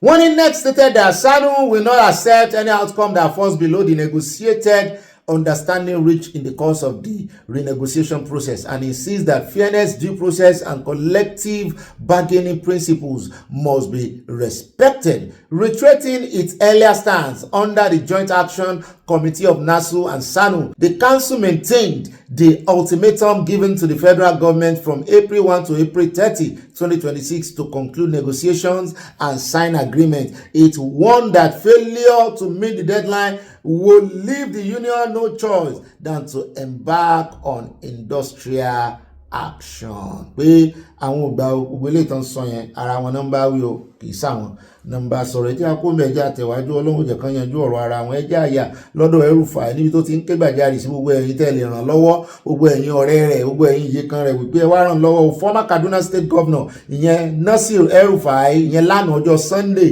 ni ó fẹ̀sùn kan ìjọba wípé wọ́n ti ń gbé ìgbésẹ̀ tuntun wọ́n ti ń dọ́gbọ́n tuntun láti tún fi òun sínú wàhálà mi o ó ní there is a fresh plot to implicate him in criminal activities warning of what he described as coordinated efforts to damage his reputation and frustrate his release on bail. ṣé wọn ò mọ̀ pé òun sì máa ṣẹjọ́ pẹ̀lú DSS. wọ́n ní on the 21 ìyẹn lọ́la náà sì ń dúró de ìgbẹ́jọ́ rẹ̀ torí yóò appear ní ilé ẹjọ́ ní Kaduna lọ́la lórí ọ̀rọ̀ bẹ́ẹ̀lì ẹni for ruling on his bail application. wọ́n ní the trial judge Justice Darius Kobo had fixed the date after hearing argument from counsel, but in the statement issued by his media advisor Muyiwade Keye, El-Rufai warned of malicious orchestrations allegedly aimed at ensuring his continued detention. Kí ni wọ́n ṣe? Kí ni ó mẹ́rù bọ̀? Kò yẹ kẹ́rù bọ̀ náà. Wọ́n wá ní kí ló ń bọ̀ lẹ́rù, kí ló ń máyà rẹ já pé kí ló ń mú ẹ̀rí ọkàn rẹ mọ́ dúró sójú kan. Ó ní nítorí pé wọ́n fẹ̀sùn kankan lórí arákùnrin kan Abubakar Idris Dadiyata activist ni pé ìgbà ìjọba àwọn ni ó pòórá bí iṣó tí wọ́n rí mọ́. Ó lóun sì ti ṣàlàyé pé òun ò mọ nǹkan kan nípa rẹ̀. El-Rufai, however, denied any involvement, describing the insinuation as false and defamatory. The statement said the publication was aimed at tarnishing his image and weakening his pending bail application. Any objective reader will recognize the clear intention behind this statement to tarnish his reputation in media and justify his continued detention. The statement read, in his innocence, the former governor insisted he had no connection with the alleged attack. He disclosed that his legal team had been directed to commence defamation proceedings against the newspaper. Newspaper tó fẹ́ kó bá wọn tó gbé ó lóun ti ní káwọn agbẹjọ́rò òun kan fún ní ìwé ìpẹ̀jọ́ kan bá pàdé ilé ẹjọ́ mo ní ìwọ̀n tán ti filẹ̀ ẹjẹ́ àkóhùn bẹ́jàre ẹjẹ́ wáyà ń bàdàn níbi tá a ti gbọ́ tán sọ wípé bàbá Àkàndé àti bàbá Ọ̀ṣọ́bà wọ́n ní wọ́n ti dá sí wàhálà APC ń bàdàn lórí ọ̀rọ̀ Adélabú. The former governor of Osun State Chief Adébísí Àkàndé and former governor of Ogun State Chief Olúṣẹ́gun Ọ̀ṣọ́bà ibi tẹ́ bá ti rán méjèèjì àjà ti bẹ́lẹ̀ nìyẹn nínú ẹgbẹ́ APC wọ́n fẹ́ lọ parí ìjà ni. Have reportedly advised the Minister of Power Chief Adébáyọ̀ Adélabú to reconsider his governorship ambition in Oyo State and align with the broader interests of all the Progressive Congress. Mo ní kílẹ̀ ń pẹ̀tù sí lọ́kàn fún. Wọ́n nígbà tí ò ti resign yẹn ó ti gbà náà mú pé òun ò lọ mọ́. Wọ́n ní their intervention follow reports that the minister had perfected plans to resign from the cabinet of President Bola Tinubu this week. Ìyẹn ti kọjá. Kò ní orí ọ̀fẹ́ àti ṣe mọ́ by the end of the month money.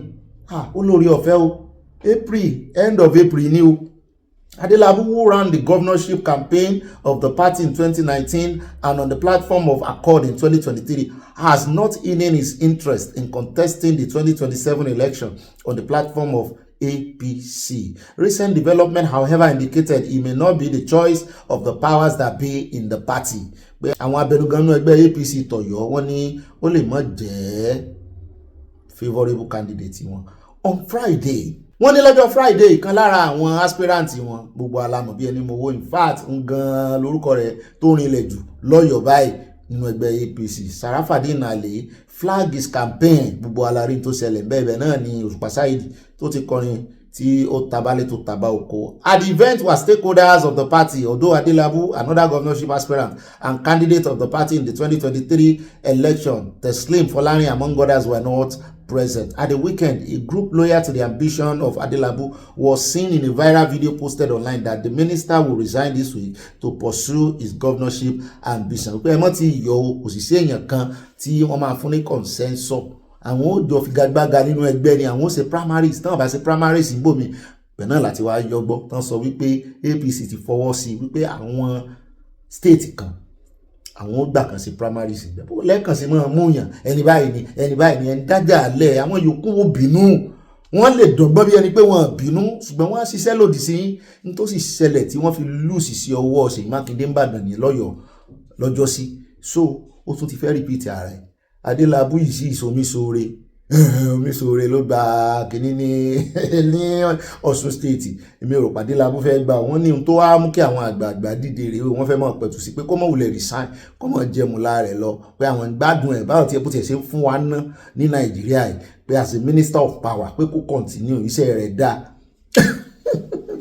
Èèyàn kan ló wá ń sọ àṣírí ibẹ̀ oníkọ́mọ̀ dárúkọ òun ó ń sọ fún Punch iléeṣẹ́ ilé ìwé ìròyìn Punch lọ́jọ́ Sunday that the minister may resign this week pé ẹ mọ̀ dáhùn bàbá yẹn lóhùn o pé kò ní gbọ́ràn sáwọn bàbá yẹn lẹ́nu. When asked if he will contest on the platform of the APC or join another platform to pursue his ambition, a source close to the minister simply replied he remains in the APC. Bẹ́ẹ̀ náà ni wọ́n tẹ̀síwájú wọ́n ní ìkan náà tún sọ wípé I can confirm that there are indeed not really a meeting but an interactive session with the minister of power over his Oyo state governorship ambition. They urge the minister to drop his governorship ambition and align with the party's interest and every move that can help President Bola Tinubu to return to another term. And the minister seems to agree with advice of this elderly men and everyone left on a joyous note. Don't forget that this kind of move is advisory, but with the disposition of the minister at the interactive session, nothing suggests that he won't heed his highly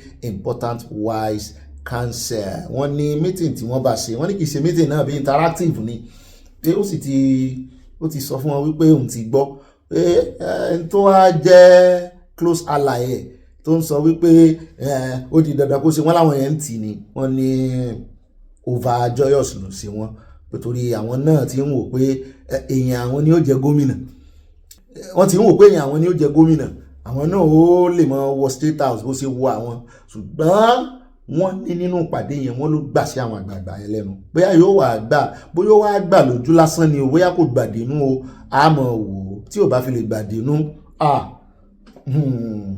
kó má jẹ́ pé wọ́n tún lù sí ẹ̀ ní Ìbàdàn o.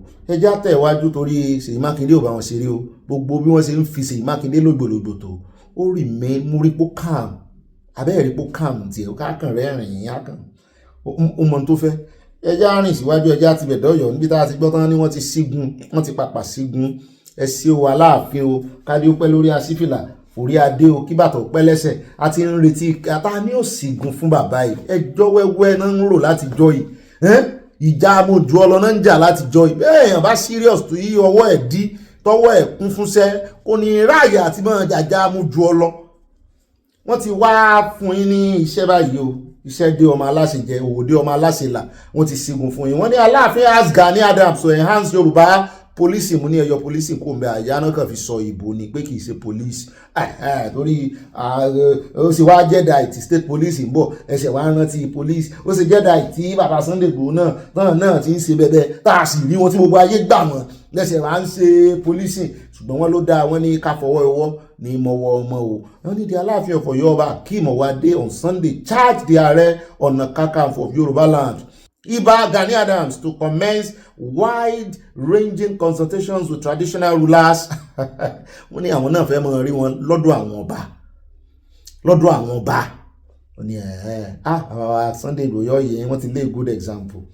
iwájú ní pẹ́pẹ́yẹ mà ń kọ́ mọ́ sí gbogbo ìgbà tó bá ti ṣègbàjẹ́ aráyé iwájú ló máa wà lọ́jọ́kọ́jọ́ ẹ̀yìn ló máa di ẹ̀ ń tọ́yẹ o wọ́n ó máa bọ̀ lẹ́yìn ẹ̀ Sunday Igboho wọ́n ó máa bọ̀ lẹ́yìn ẹ̀ ìmọ̀ wọn ara ẹni nílékè ọgbọ́n ẹni kíyàn ò gbé tó oníkọ́ làwọn akọ ìròyìn làwọn aka wọ́n ní Ọba Awádé in a statement issued by his director of culture and public relations Adémọ́lá Adéníyì nìbàdàn ní ẹ bá ń sọ fún Ìbà Gani pé mo ti sígun fún o. Said the initiative was aimed at developing practical community-driven support system to complement former security structures, particularly in intelligence sharing and early warning mechanism. Pé àwọn rí bí ó ṣe ń sọ tó ń gbóhùn sókè wípé ẹ mójútó ọ̀rọ̀ yìí ó ń bọ̀ àwọn ládẹ́ẹ̀dẹ̀ wípé ó ti tó ọ̀rọ̀ ti tó táìmù ọ̀rọ̀ kọ́lá wà ní ìsìn kan gbègbèsẹ̀ kan sígun fún wọn.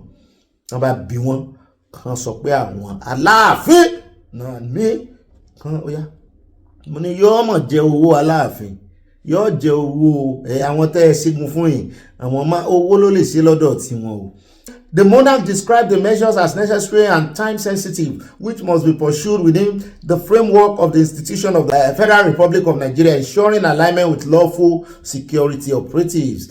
Wọ́n ní ìran wíwò ti tó ní Ọ̀yọ́ state jurisdiction àwọn náà ni wọ́n ti pa àwọn àgbẹ̀ ibẹ̀ náà ti pa ìyá kan tí wọ́n náà bá sùn kan tún géyà jẹ́ wọn tán tún gún yàpá tán náà bá sùn kan tó pa ìyá yẹn ibẹ̀ náà ni wọ́n náà tún ti jí olóyè kan lọ. Wọ́n ní so àwọn ò lè máa wòran kí ni Ààrẹ Ọ̀nà Kakanfò wà nílẹ̀ fún consultation pẹ̀lú àwọn ọba ó yá ẹ bẹ̀rẹ̀. Wọ́n náà tẹ̀síwájú wọ́n ní the Alaafin the statement also urged authorities at all levels to maintain constant and transparent communication with the affected communities, noting that visible leadership and timely information are essential in preventing panic, building trust, and strengthening coordinated responses. The statement read further, recent high-level engagement including interaction with the paramount traditional ruler of Jeba, Oba Debara, in Moro local government area of Kwara State regarding the security situation in the axis. Further reflect the palace's firm resolve that the protection of lives and property cannot be delayed or compromised. Wọ́n ní ẹjẹ́ ń ka lẹ́tà yẹn gan mọ́ sí kóòtù. I also advise the Ààrẹ Ọ̀nà Kakanfò of Yoruba land, Iba Gani Adams, to commence wide-ranging consultation. Advice rèé bóyá kẹ́ advice wọn paláṣẹ ni ọba wọn pàṣẹ ni ọba advice ọba ìdámọ̀ràn ta ló bá bàbá kọ kínní ẹ lọ tún kọ o ẹ ní I hereby authoritatively wọn ò gbé ìbò mọ́ wà láìtàláì kì í ṣe rọ́ advice kan ló yóò wà ń bẹ́ sà ẹ bá ń fi tó yóò wà ń bẹ́ sí to commence wide-ranging consultations for local and traditional intervention with the traditional rulers, community leaders, and key stakeholders to stem the wave of insecurity in Yoruba land.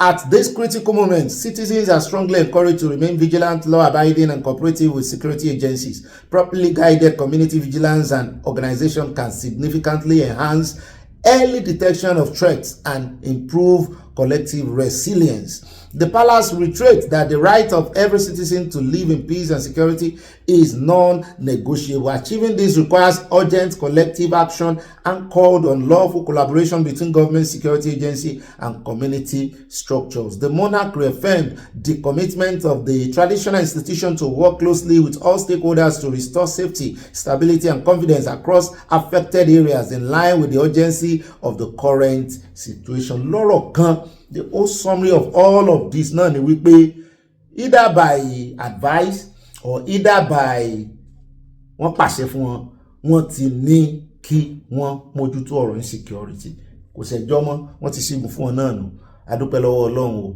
ọkàn wa ò balẹ̀ rí pé ó ń dùn mọ̀ràn inú kàn náà sígun kí bàbá Sunday Igboho náà mọ́ bá ṣe wọn lọ kò sí competition kankan ń bẹ̀ ṣùgbọ́n yóò sojú wa náà gbogbo ẹ̀ ń bá wá sígun fún èèyàn náà kán wá dìde fún ìrànlọ́wọ́ ẹ̀ tán sígun fún o gbogbo ìrànlọ́wọ́ tẹ́ bá lè gbà ó dà kó jẹ́ àwọn OPC náà kọ́kọ́ kó AK-47 lè lọ́wọ́ mo jẹ́rìí Ìbà Gani agbára àtijọ́ agbára bíi 1930 yóò padà wà gbogbo ìtàn tán sọ yẹn ẹ rí i pé wọ́n bọ́ saction ní tí bàbá Ìbà Gani náà lóde nìyẹn sẹ́mọ̀ pé nígbà tá a sọ̀rọ̀ sí tá a béèrè lọ́wọ́ wọ́n sọ fún àwọn ní àwọn fẹ́ kíjọba dá sí ó sì ti dáa so kí Aláàfin náà wá ràn wọ́n lọ́wọ́ ó gba àwọn gómìnà tó yẹ torí gómìnà ní Ìbà Gani gbóde ògbélé tẹni kárì mọ́ bá wọn báyìí gómìnà ní Ìbà Gani fẹ́ kó sígun fún so ẹ ràn wọ́n lọ́wọ́ yóò yá kò ní yẹ ẹlẹ́ o wọ́n ti sígun fún Ìbà Gani ẹ jẹ́ kí ni wọ́n á mọ̀ dùn ẹ jẹ́ kárì mọ́ sùn ẹ di ojú méjèèjì kẹ́ fi sùn ẹ má díjú kan lájú kan o ẹ sùn àsùntàn kẹ́ sùn kẹ́ hanrun ọ̀yà kò nìyẹn lẹ́jà wá dé iléeṣẹ́ ológun níbi tá a ti ń gbọ́ tán sọ wípé àwọn ọmọ iléeṣẹ́ ológun 200 ni wọ́n fẹ́ kó lọ sí training ní Turkey wọ́n ní kò wà tán síbẹ̀ wọ́n ní Turkey náà ń padà bọ̀ wá ṣe training ground síbi kò ní nídìí pé wọ́n ń kó wọn lọ Turkey mọ́ wọ́n kúkú wá mójú ajé kò ní sọ. If mountain refuse to go to Mohammed, wọ́n ní Mohammed will go to the mountain. Turkey ń bọ̀ Nàìjíríà. Mo ní sẹ́nu Gumi ti dùn, sẹ́nu àwọn Haúsá ti dùn báyìí, Ayatollah nǹkan sẹ́nu tiẹ̀ náà ti dùn. Nàìjíríà nígbà tí Amẹ́ríkà fẹ́ wá lọ́jọ́ sí, gbogbo ọ̀nà pariwo wọ́n fẹ́ wá dá military base lẹ́ o, Amẹ́ríkà gbọ́dọ̀ wá o, wọ́n gbọ́dọ̀ ṣe o, sẹ́nu yìí ti dùn. A sì gbọ́ pé àwọn Amẹ́ríkà army, àwọn ọmọ ológun Amẹ́ríkà kan ti wà Nàìjíríà tán wá ń tréní àwọn ọmọ Nàìjíríà, àwọn ológun Nàìjíríà. Training ground náà sáà ti máa tréní wọn. Bóyá ẹ̀nà rí tán tún fi ti ní káwọn ti Turkey náà wá ṣe tiwọn. Nigeria and Turkey have agreed to establish a major military training facility in Nigeria as part of a defense partnership aimed at strengthening the country's security architecture. The agreement was reached during bilateral talks between Nigeria's Minister of Defense, Christopher Musa, and his Turkish counterpart on the sideline of Antalya Diplomacy Forum 2026, according to a statement on Sunday by the Ministry of Defense Chief Information Queen Ioma Hart. The planned training center will serve as a long-term hub for capacity development, with Nigeria already identifying a suitable coastal location for the permanent facility. Also, under the arrangement, Nigerian Armed Forces personnel will undergo specialized training in areas such as Special Forces Operation, Counter-Terrorism, Intelligence Integration, Counter-Drone and Counter-IED Operation, as well as United Nations pre-redeployment exercise. Ẹsẹ̀ tí yín nìsín yóò kò sí Kristẹni kankan tó pariwo ṣùgbọ́n àwọn èèyàn ní wọ́n ti fi iná sórí òrùlé sùn o, wọ́n ní excuse ńlá rèé o, àràgbá yamuyamu àwàwí pé tán bá kọ́ ẹni nǹkan ìjà wọlé nísìn wọ́n á yí mọ́ pé wọ́n fẹ́ wá fi sí training fáwọn Arabi. Àwa la sá training wọn bọ́n ṣe ń kántà IED sáà ní kó nǹkan tán máa fi sí training wọlé tí yín bá bá yín. Bóyá nǹkan 100 ló yẹ kán kó wọlé fún training náà bá kó nǹkan bí 2000 wọlé wọ́n á ní training náà nítorí long term training ní Turkey. Àwọn ọmọ ogun Turkey náà gbìyànjú o, àwọn náà lé ńlẹ̀ o torí NATO wọ́n wà lára igi lẹ́yìn ọgbà NATO ní Europe, ṣùgbọ́n ọwọ́ wọn mọ̀. Immediate deployment of an initial cohort to Turkey was agreed alongside Turkey language instruction and participation in field training exercise. Ó ti wà dá wọn ṣe ìbò ń bẹ ẹ̀yin náà ìbò lẹ́yìn sọ́nbí ẹ̀ tún kọ́kọ́ language wọn ni. Both parties agreed to establish a major military training facility in Nigeria as a long-term center of excellence. Nigeria will provide a temporary training site and has identified a suitable coastal location. Wọ́n ní Minister of Defense ló wá sọ ilé yìí yẹn Christopher Musa, wọ́n ló sọ pé the outcomes ìyẹn àbájáde meeting wọn ó mú a significant step forward in Nigeria-Turkey defense relationship. Wọ́n ló mú training grant ọ̀fẹ́ wá dálẹ̀ wá. Only we're committed to delivering tangible results, measurable results, only measure no, that strengthen our national security and advance the renewed hope agenda. I want to be renewed hope agenda. He said, expressing optimism about the timely implementation of the agreement. The agreement with Turkey is coming at a time when the United States troops are in the country, providing support in training, intelligence gathering, and equipment assistance. Speaking on the development, a security expert, Colonel Ahmad Usman retired, cautioned that military success will depend not only on tactical upgrades but also on the welfare of troops on the front line. Pé owó gidi nìkan máa san fún wọn, yẹn máa ginger wọn, ó máa jẹ́ kí ó boost morale wọn. Usman, in a statement by the office of the special advisor to the Sokoto State Governor on security matters, described the development as a welcome step but not a complete solution. Ilẹ̀ nìkan lọ Turkey wọ́n tún lọ Turkey dé ní ìsìn ẹ tún ní kì í ṣe complete solution. Ṣé Sokoto náà fẹ́ wà níwọ̀n sọ location fún wa o. Kódà wọ́n sá ti dé sí yín lọ́rùn báyìí o. Wọ́n ní sí rògùn ẹ̀ ṣe. Ìgbà tá a pariwo pé Amẹ́ríkà ń bọ̀ wọ́n pariwo lé wa lórí ńgbà náà wọ́n ní rárá wọ́n ní Turkey nìkan lọ. Ṣé wá rí gbogbo ẹ̀ báyìí ṣe rí pé n táwọn mùsùlùmí fẹ́ náà ti ṣe fún wọn. Táwọn Gumi fẹ́ jàre n tán fẹ́ nu. Ẹ kí wọn káàbọ̀ o. Bàbá káàbọ̀ ọmọ kúlé. Nàìjíríà wọ́n sáfẹ́ sọ di battleground. Wọ́n sáfẹ́ sọ di battleground máa lọ. Wọ́n wá ń wà támàtámà àwàwí. Ẹ̀ ń bá àwọn èèyàn jà lọ́wọ́, wọ́n ń pa àwọn ọmọ iléeṣẹ́ ológun, wọ́n ń pa ọmọ Nàìjíríà. Inú ẹ̀lẹ́sẹ̀ wà fẹ́ lọ sí training tẹ́ fi mọ́ kojú wọn. Wọ́n ń lo IED fún yín. Mi ò gbọ́ pé iléeṣẹ́ ológun lu sí IED. Ẹ sì wá ń ṣàlàyé bọ́n ṣe ń ṣe IED wọn fún wa. ẹni cassava àbí ẹni fertilizer náà fi ń ṣe ẹ̀yin náà ò sì ṣe fún wọn gbogbo ojú ọ̀nà tẹ́ ẹ mọ̀ tán ń gbà kẹ́yìn náà rè fi kíní bẹ̀ wọ́n fi ń pa yín lójoojúmọ́ ẹsẹ̀ wà fẹ́ lọ kọ́ bọ́n ṣe ń kanta IED ní ìsìn tíjà sí ni lọ lọ́wọ́ mélòó náà ti pa ọjọ́ mélòó lẹ́fẹ́ fi tírénì. ayé olódòdè àwọn tí ń gbà yín lẹ́yìn advice lórí insecurity wọ́n wá ìṣubú náà wá fún yín lọ́dọ̀ àwọn ọmọ Nàìjíríà Ọlọ́run ọba wọ́n tán gbà yín ní advice lórí ọ̀rọ̀ security Nàìjíríà wọ́n wá ìṣubú wọ́n fẹ́ kí wọ́n fẹ́ ba ìjọba yín jẹ́ èyí náà wá ń ṣe bọ̀ọ̀bọ̀ ẹjá kó ń bẹ ẹjá wá lọ sínú politics ọ̀dọ̀ arákùnrin láti bẹ̀rẹ̀ Udenta níbi tó ti sọ pé Tinubu gan mọ̀ páwọn pọ̀ àwọn táwọn jọ position despite pé ó ń dismiss pòun ẹ̀rù bá ń ìgboyà nílò ṣùgbọ́n mọ̀ páwọn pọ̀ ẹ̀kọ́ bá ń tẹ̀sí ká tó lọ sọ́dọ̀ former SGF Babacha Lawal níbi tó náà ti sọ tó jọ. He said that they will not scare him away because already they're scaring him away. He's mindful of the numbers. If you crunch the numbers, in spite of the fragmentation in the political atmosphere, whether they're regrouping, whether they're weakening, it's a fragmentation and the sexiest form of rebirth of a new political order. The first thing why he's running scared is his record. We must talk about electricity. The solemn powerful statement you made 3 years ago. By 2027, you must fulfill it or don't vote for me. You can't take it away. You see that in almost all the front pages of all the newspapers. That's number one. Number two, you floated the naira. What have you done with the money? You realize the trillions or the hundreds of millions of dollars to the living standard of Nigeria. Shouldn't we be asking the federating unit, the states? Because if you emasculate resources, in real terms, it is not 55% or so that the federal center receives. It's not to 70%. Because of unreported revenues from so many humongous institutions. The central bank, the customs, the immigration, the MPA, the NIMASA, they are not reporting the money. NMPC, they put them together, it's almost 70% of public resources in their hands. So we must account for this money. The 8 years of Buhari presidency that our president has currently invoked has been considered by many, not just scholars, ordinary citizens, as a disaster in terms of corruption, in terms of nepotism, in terms of insecurity, in terms of even the insufferable sense of aloofness that defined that period. And for Nigerians to hanker after Buhari presidency is a solemn testament of the failure of the Buhari presidency. But the question he will ask himself as a president is, Nigerians are going to an election early next year. They're not going to listen to a rhetoric or grandstanding or sense of mission or accomplishment. They'll ask themselves a bitter question. How were we May 29, 2023? And how are we today? The answer will be resounding. We are worse off today than we were under the Buhari presidency. Is that the reality? It's the reality. Presently. The president has simply absolved the Buhari government of any. He has to. He said, I am Buhari. And there are those who say, is this more of a realistic conversation? Statement or political statement? At this crucial stage, he has to do it. He has an audience in Northern Nigeria. I did not abandon. So the sentiment is for the Northern. Of course, I've got the force, vote. the CPC, the configuration of forces in Northern Nigeria. I did not abandon my Lord and Master. He was my boss. He was our leader for 8 years. But we know how that government functioned for 8 years. When we talk about poverty capital of the world, what the Tinubu president has added 10 more million people to Buhari's own poverty.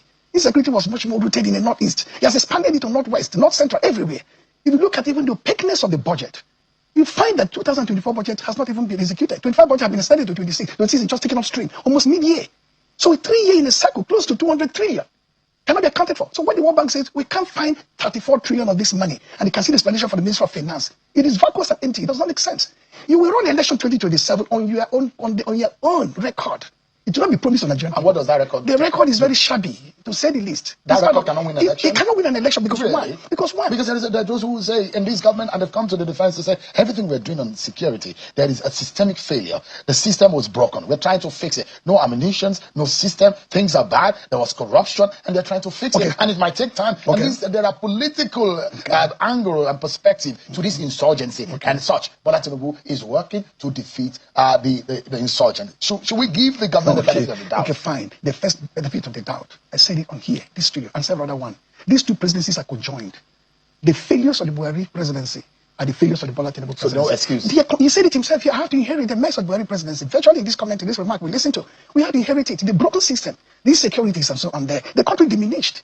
When we talk about even Christian genocide narrative, it didn't start from Bola Tinubu. Let's face it. The so-called thesis on turning the country into some sort of fate, dialectic, started then. The poverty capital of the world started then. The collapse of the Naira started then. The fuel situation started then. Living standard depreciation started then. But the problem is that the Bola Tinubu presidency has intensified and accelerated to a higher degree. The substantive levels of the Buhari presidency depreciating, performances. That's a critical problem. Ó rẹ̀ káàbọ̀ padà ọ̀nà lẹ́sìn gbọ́n yẹn kí wàá ní Babacha sọ tó yàtọ̀ sí tárákùnrin sọ. Babacha ní Tinubu is in panic mode. Ó ní he knows that 31 APC governors are not with him sincerely. Pé wọ́n fẹ́ wá gbàbọ̀dè fún ni. Wọ́n fẹ́ kọrin mọ́ jó lọ́mù wẹ̀yìn rẹ fún ààrẹ olódòdẹ ni. Ó gbọ́ 31 governors náà níyẹn. Ó ní wọn léèyàn kán lè kó wá fọlódòdẹ. Ẹbí kan la gbé wá lánàá tí ń jánu. 2.5 million people lẹ́dọ́. Tí wọ́n ń sáré kiri ní ìsìn wá bẹ́ẹ̀ ṣe gbé plane ilẹ̀ tẹ́ẹ̀mọ̀ fi kó èrò tí ó lọ dìbò lẹ́dọ́. Sórí wọn pé ṣá. Sórí wọn pé plane náà fẹ́ gbélẹ̀ wọ́n mọ̀ wípé wọ́n lè jí wọn gbé tán bá kó mọ́tò lẹ̀. Ntí túmọ̀ ẹni yẹn ó sì jẹ́ plane wọ́n mọ̀ pọ́n lè jí wọn gbé. So gbogbo promise orí ahọ́n tán ṣe fọlódòdẹ kí wọ́n já olódòdẹ kulẹ̀ yóò lẹ́yìn o. Wọ́n fẹ́ tán olódòdẹ. Ó dẹ̀ bá ń tẹ̀sí ẹja gbọ́ lẹ́nu Babacha làwà. What has he achieved all these 3 and something years that he has been there? What is he, what? Yeah, it'll be 3 years next month. 3 years, what has he achieved? Let him tell us. What road has he built? He went to, he privatized, I think I understand the ports are under, he privatized it or something like that. And he went to London to his friend, went to London, took a loan on behalf of the Nigerian government to pay for the modernization of the Nigeria. He took the loan on behalf of Nigeria to finance a project for his friend. So what has he achieved? Well, the road he has been building, that he has been moving trillions of naira into it, nobody knows if it has been done. Nobody knows it will ever be done. There's 30 miles that have been done. If you're talking about the coastal mile, I mean the coastal Lagos-Calabar coastal road, there's about 30 miles that have been done from the Lagos end. But for the purpose of looting money, I don't understand the purpose of that road, or coastal road, running along the coast. What he should have done is improve the waterways, improve transportation by sea along the coast. It's cheaper. It can move larger volumes of goods than by road. What you do in a sensible government is build roads from the port into the hinterland. If you cannot do railways. But to build a road running parallel to the waters, it doesn't make sense. Except for a perverted mind that wants to spend money on a project that nobody will see, nobody will benefit. These trillions of naira that went into the road, they say 30 kilometers. I don't know. It's not likely that I will ever follow the road because if I want to move from Lagos to Calabar, I would rather enter a ship. It's more expensive. Or fly, So it's just scamming. It's a scam. All these projects are scam, if there are any. The Kaduna Abuja road that they continue to award to all manner of contracts, it's a death trap for everybody that goes, the flows, travels on that. Everywhere. Insecurity. Not just the road itself is a death trap. The project is not moving, it's just there. You pass it today, there's no earth mound here. Tomorrow, you're thinking that the place is flat. Suddenly, somebody has dumped tippers of, you run into the train, it's a death. Which road has Bola done? Which road has he done in Nigeria? Which railway has he built? What has he done? Let him tell us. What project, infrastructure project have they done? One in this government. One. What have they done? They've not finished releasing the capital for 2014 budget, 2024, have you? Well, they signed the budget for 2026. 2026. About 16 trillion, Which, well, funding for the 2024 budget is still pending. Funding for the 2025 is pending. Then there's another one, 2026. They are running 3 budgets concurrently. Nothing is working. Nothing. Where is the money going to? Trillions of naira. Where is it going to?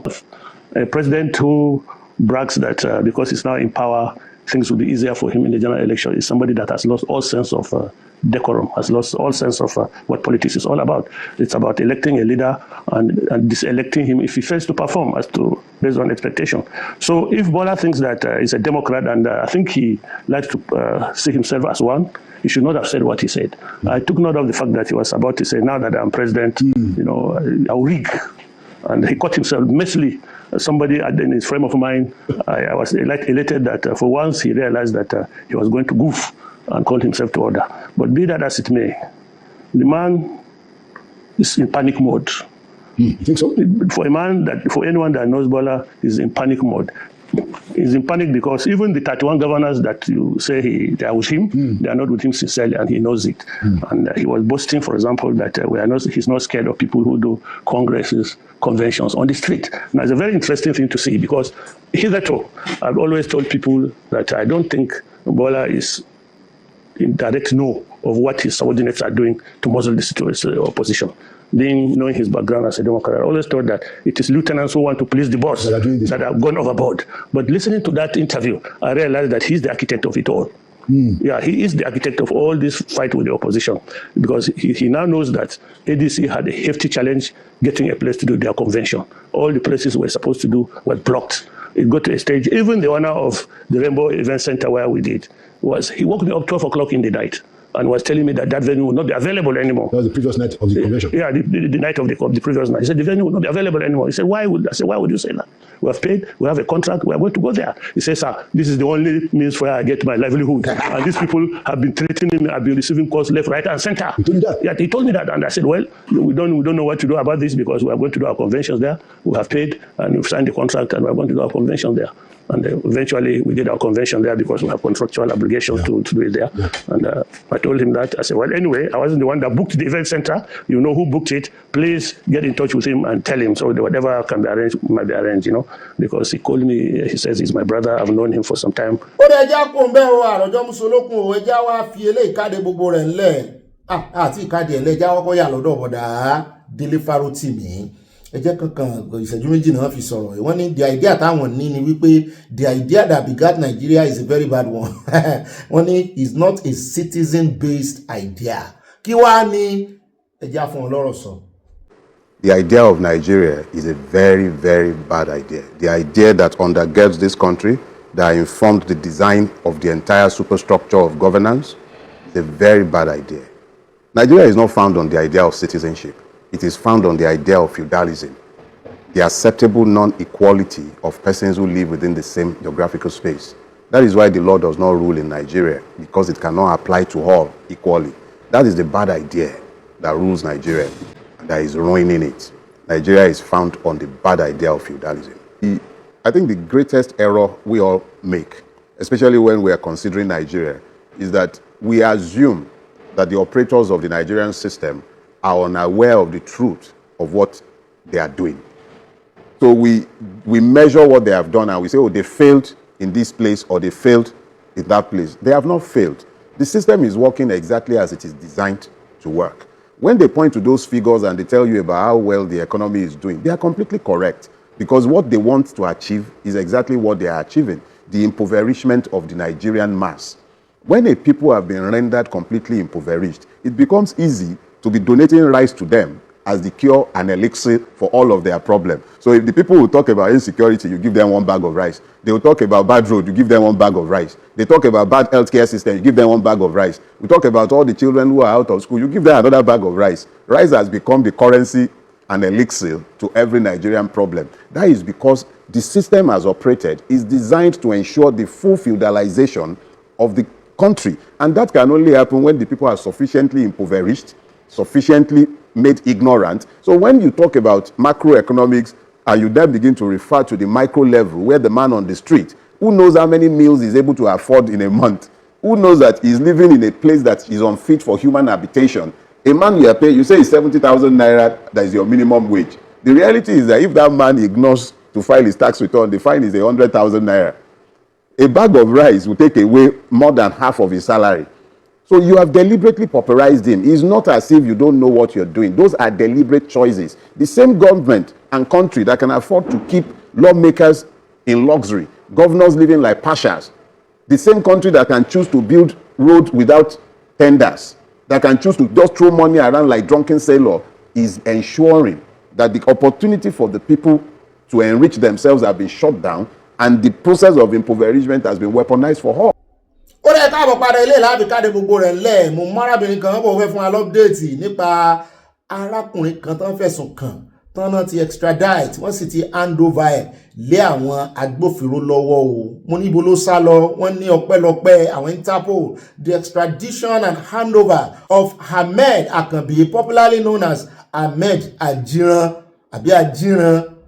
by Interpol to the Nigerian police marks a major turning point in a multi-year ìpànìyàn. Marks a major turning point nínú ìwádìí ìṣekúpààyàn. Ẹ̀sùn tó fi kàn nìyẹn wọ́n ló ṣẹlẹ̀ ní Àjìràn community létí Ọ̀sà.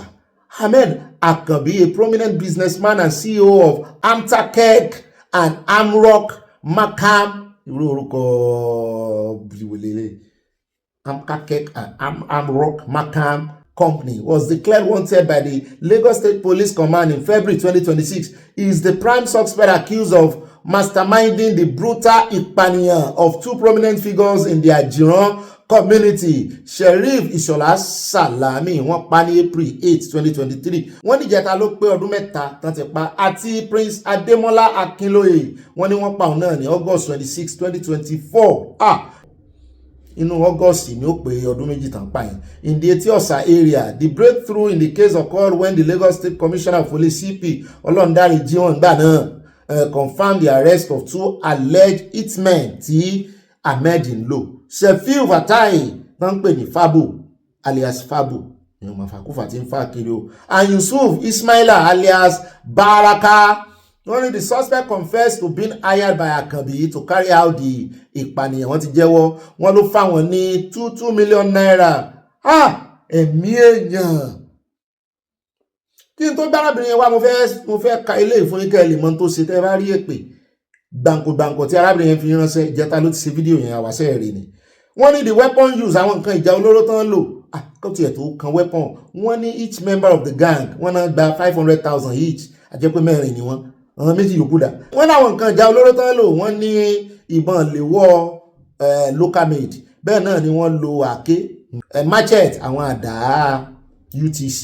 Following the convention of the hitmen, Akanbi fled the country, leading the Nigerian police force to request an Interpol red notice. Bẹ́ẹ̀ bá ti kó Nàìjíríà tó sì ti ṣẹ̀ criminal, Interpol ní ó bá mú. The handover signifies the culmination of international cooperation to track Akanbi down. His return to Nigeria is seen as a significant victory for the justice of Ajiran movement, which has seen community members and youth staging protests to demand accountability. Ẹ ń bá rántí pé amúkíní ìwà dáadáa a sọ̀rọ̀ lórí ẹ̀ kì í ṣe méjì kì í ṣe mẹ́ta last year nígbà tí ọwọ́ ti wá bàbá yìí kán jọ o kán má jẹ́ kí àwọn olóṣèlú dá sí o torí irinṣẹ́ àwọn olóṣèlú ni tán bá ti nílò rẹ̀ báyìí táàmì ẹlẹ́kàn rí wípé wọ́n tún wọ́n ṣe tún ti owó dé onírin lẹ̀. ṣùgbọ́n àwọn ará àdúgbò rẹ̀ mo láìkí wọn, wọ́n fìmọ̀ ṣọ̀kan, wọ́n láìkí ara wọn ní Àjìrán yẹn, wọ́n jọ dàgbà ni àwọn tó jọ dàgbà tán ti wá wà nílùú òyìnbó, wọ́n wà lára àwọn tí wọ́n protest tí wọ́n yarí ìmí wálé láti ìlú òyìnbó nù wọn. Arábìnrin kan tí ẹwà òun là ń gbé bọ̀ ní ìsìn, àwọn méjì ní ṣùgbọ́n kan la rí nù wọn. In fact ó wá láti ṣé US ló wà bí UK tán yarí pé bó bá máa pa àwọn kó pa àwọn ọmọ bàbá wọn, àwọn bàbá àwọn náà wọ́n tún ń gbèsè wọn lẹ́yìn. Kì í sì sára àta lóore pa ara àwọn náà ni. Bàbá ẹni tó pa wà ń bẹ̀, ìyẹn tó pa wà ń bẹ̀, wọ́n wá níyàwó ẹni tó pa náà lóun náà ń ṣe kùrùkẹrẹ oríṣiríṣi ó ṣàjálura wọn, ṣùgbọ́n wọ́n ti bà ẹ bá ń tẹ̀sí ẹja gbọ́ ti arábìnrin tó fẹ́ sọ fún wa lórí ẹ̀ bá a bá dé ká wọn dágbére lórí ètò lórí. Ọlá ló máa pé 3 years tí sheriff tó kú Ahmed, ọlá ló máa pé 3 years tó rán yàn kọlọpàá sheriff, bọ̀dá Adébọ́lá náà máa pé 2 years táwọn náà kú. Ahmed o ṣótán ṣé mo sọ fún ẹ ní 3 years ago tí mo ṣe fídíò fún ẹ, mo ní tó bá yá gúdúgúdú máa ṣojú wáíwáí, mo ní no champion forever. Eti-Osa tó ń wò yẹn kò sí champion bẹ́ẹ̀ àwọn ọ̀fẹ́ wọn ló gbà. Ìhun tó kì í ṣe orí à kì í ṣe tó fi ṣe Ahmed òun ló bí ẹ irú eléyìí ò ṣẹlẹ̀ l'Eti-Osa rí, ohun tójú èèyàn kò ń rí ojú tiẹ̀ náà máa rí. Latifa ìyàwó Ahmed ìyàwó ilé alágbèrè yàwó market, Latifa ìyàwó ìwà àti yóò fò tó bí ẹ àtàwọn babaláwo yín àtàwọn tó ń sọpọ́tì àwọn sọpọ́tà kú yín, gbogbo yín pátá ló máa gbókòó bọ́ wá kámọ́lé. Orí à kì í ṣe á bí gbogbo yín àfi tí Ahmed ò bá mọ̀ nípa ẹnìkan ló pàtẹ́ yín náà tẹ́ ń sọpọ́tì ẹ̀ tẹ́ ń sọpọ́tì kà ṣẹlẹ̀ bímọ tó tẹ́tọ́ ẹ̀rí fàtí débọ̀lẹ́kẹ́ kéèyàn bí Ahmed kó wọlé kó pa. Ahmed ta ogbó òlù, ó ń ta ogbó lẹ̀, ó ń ṣe gbogbo nǹkan tó hùn, ó tún ní a máa rìn lù, ó ní a máa rìn. Ṣọ́tàn àbí ó tàn? Ṣọ́tàn àbí ó tàn? Ẹ jọ̀ọ́ o, Nigerian government ó dọwọ́ yín. Nigerian government ó dọwọ́ yín o, gbogbo baládé Lagos state ó dọwọ́ yín. Gbogbo baládé Lagos state ó dọwọ́ yín, wọn ní gbogbo ọmọ wa ká yín mọ́lé o. Ẹ má yẹ kó torí òjò mú bá bẹ̀rẹ̀. Ẹ má yẹ kó torí òjò mú. Ẹ yẹ kó orí òjò mú ló ti bẹ̀rẹ̀. Ẹ yẹ kó parí sórí òjò mú. Ẹ má yẹ ká Ahmed bọ́nú ẹ̀ o, Ahmed gbọ́dọ̀ bọ́nú ẹ̀. Ahmed Tajudeen apààyàn Wàsíù Akínṣemọ́yìn ẹ ní jèrè, gbogbo yín ojúlù ò ní jèrè. Sọmọ gbọ́dọ̀ ẹ ní gbogbo wàhálà ìtìbẹ̀rẹ̀ ojúlù. Ìwọ ló lọ bá Ahmed nílé tó ní pé sheriff wọn ní kó wá ṣe nǹkan kan fún ẹ. Ìwọ ló bá Ahmed nílé ilé bá yẹ Ahmed jẹ̀ṣẹ̀ Ahmed ojúlù ó yẹ ìnìṣó ńlẹ̀. Ẹjọ́ ẹ̀ṣẹ̀ bẹ̀rẹ̀ ni, ẹjọ́ ó ṣẹ̀ṣẹ̀ bẹ̀rẹ̀ ni. Ahmed apààyàn mi tiẹ̀ ní strength, mi ò ní strength àtàwọn tó ti gbé olórí burúkú ẹ ni mo ti ní strength. ó ní bọ́nu ẹ̀ láti fáyàwó ìyàwó lágbèrè inú ẹ̀ kúkú dùbọ̀ gbọ́ kọ́ mú ọkọ ẹ̀ ní ó fẹ́ kọ́ mu ni ó fẹ́ jogún ẹ̀ ni ó ti sọ fáwọn sugar boy yẹn pé ọ̀rọ̀ ẹ̀ ti sú ẹ inú ẹ̀ náà dùbọ̀ yẹn mu ó ní ṣoríire láti fa ìwọ olórí burúkú obìnrin òṣì obìnrin àgbákò ọmọ òfò ọmọ ọ̀dọ́ àtọkọ wa balẹ̀ jẹ́ kò ní dá fún gbogbo yín papọ̀ ẹlẹ́dàá ṣẹ̀rífù ẹlẹ́dàá òsùn ọlọ́dún mẹ́ta tí ṣẹ̀rífù kú wọ́n dẹ̀ mú ọkọ ẹ̀ olórí burúkú Ahmed apààyàn wọ́n mú lánàá ọdún mẹ́ta tí ṣẹ̀rífù kú April 18 2023 lọ́kọ ẹ̀ lẹ́sẹ̀ kú pa ṣẹ̀rífù obìnrin òfò ṣé ìgbà tó pa ṣẹ̀rífù ìgbà tó lè máa ṣàkúrò láàrin ìlú ṣé wọ́n láti fà ìwọ̀n wá báyìí kò ní ohun tó sọ fún.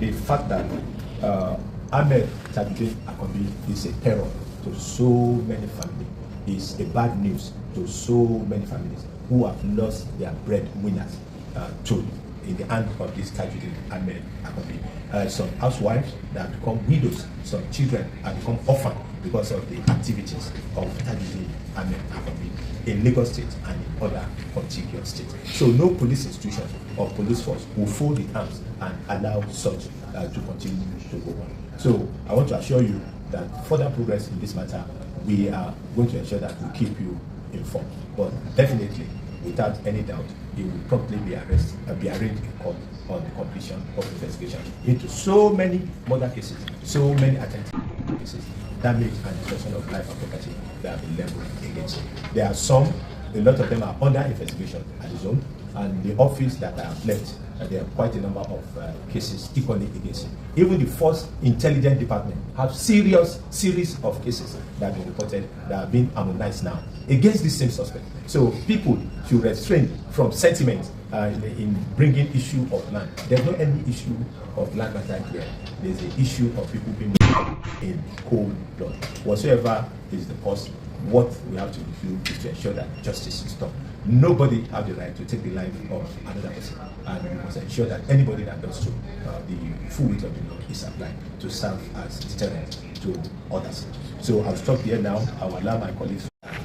Whosoever is conspiring with Ahmed Akojopo for him to continue to carry out this heinous crime is as culpable as Ahmed Akojopo.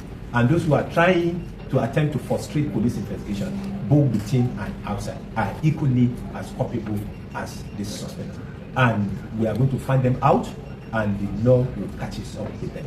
So if they like themselves, as of now, whether serving or retired of any services, should know that whether you have gotten land from this suspect is a bloodline.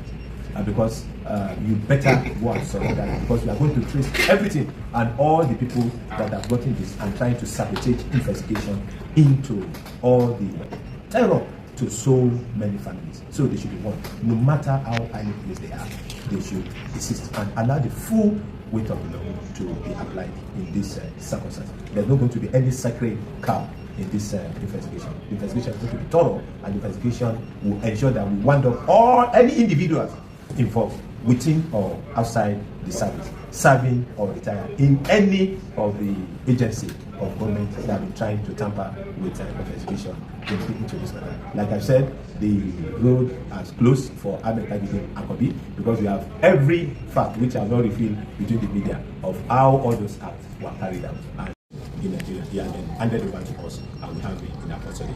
We are not going to make it a one-way traffic. We still keep Interpol informed of the progress in the matter, so that the Interpol headquarters can know that they have done a very good job, and we are equally ensuring that justice is done in the matter.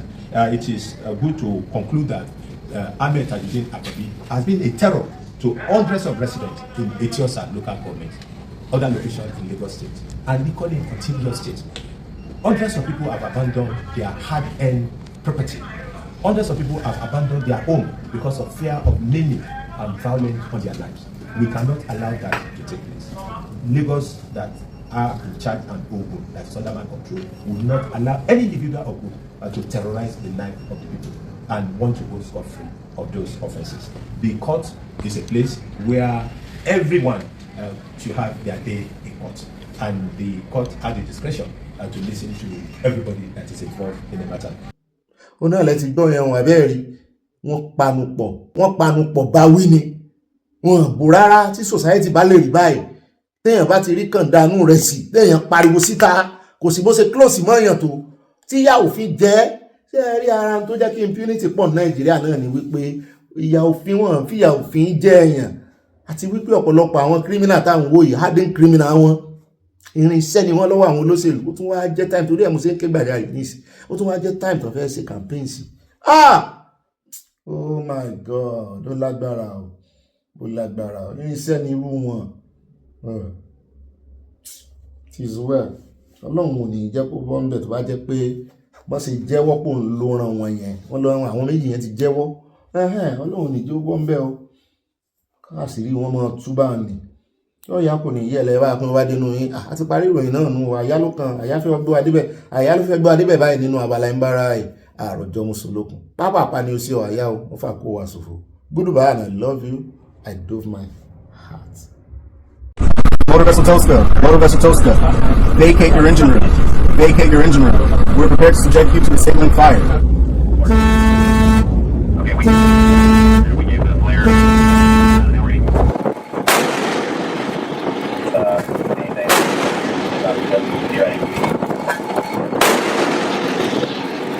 Ó ra ẹ káàbọ̀ sínú abala ń bára yo. Ẹ jẹ́ n sáré fún yín lọ́pdéètì lórí ibi tí ogun Iran àti Amẹ́ríkà tó dádé dúró. Ohun ìkan nínú àwọn kọ̀mándà Amẹ́ríkà lẹ́gbọ́n yẹn níbi tí ó ti ń rédíò sí ẹni tó ń wa ọkọ̀ ojú omi Iran wípé vacate engine room ọkọ̀ tẹ́ ń gbé lọ yìí o, torí wọ́n gbé vessel, wọ́n gbé epo, náà sì ń gba Strait of Hormuz kọjá ibi tí USA sì ti ṣe blockade sí náà fẹ́ gbà pẹ̀lú agídí náà yẹn wá rédíò wọn. Àwọn òjò àdólóró sí yín o, vacate engine room náà fẹ́ bàjẹ́ o, kẹ́ ẹ mọ́ sọ pé àwọn pa yín o. Wọ́n jọ àdólóró sí méjì nínú síìpù wọn o, wọ́n dá gúnlẹ̀ o, ó wà lẹ́yìn àrọ́wọ́tó wọn báyìí, káwọ́ wọn ló wà báyìí, bó ti jẹ́ pé a gbọ́ pé ìyẹn ń rì báyìí, ó ti ń rì wọnú omi. Wọ́n ní ó ṣeé ṣe kán tún bẹ̀rẹ̀ sí ìjọ àdólóró lura wọn báyìí o, àti ìmọ̀ ìpinnu Trump o, mo kàn ní jẹ́ kẹ́ ẹ gbọ́n ni, torí ó ti ń ba everybody tẹ́ ẹ bá rí lọ́dọ̀ wa ní ìsìn tó bá ti kọjá aago 12 ní city tèmi ni wọn mọ̀ city mi o, tó bá ti kọjá aago 12 ní ìsìn sáago kan bẹ́ẹ̀ bá délé epo wọ́n á ti tilé epo. Bẹ́ẹ̀ náà mo ti ẹ̀gbọ́n wọn ní Brazil, wọ́n ní wọ́n ń raṣẹ́ ẹ̀yin tẹ́ ẹ wà ní Brazil ṣé lóòótọ́ ni wọ́n náà ń raṣan cooking gas.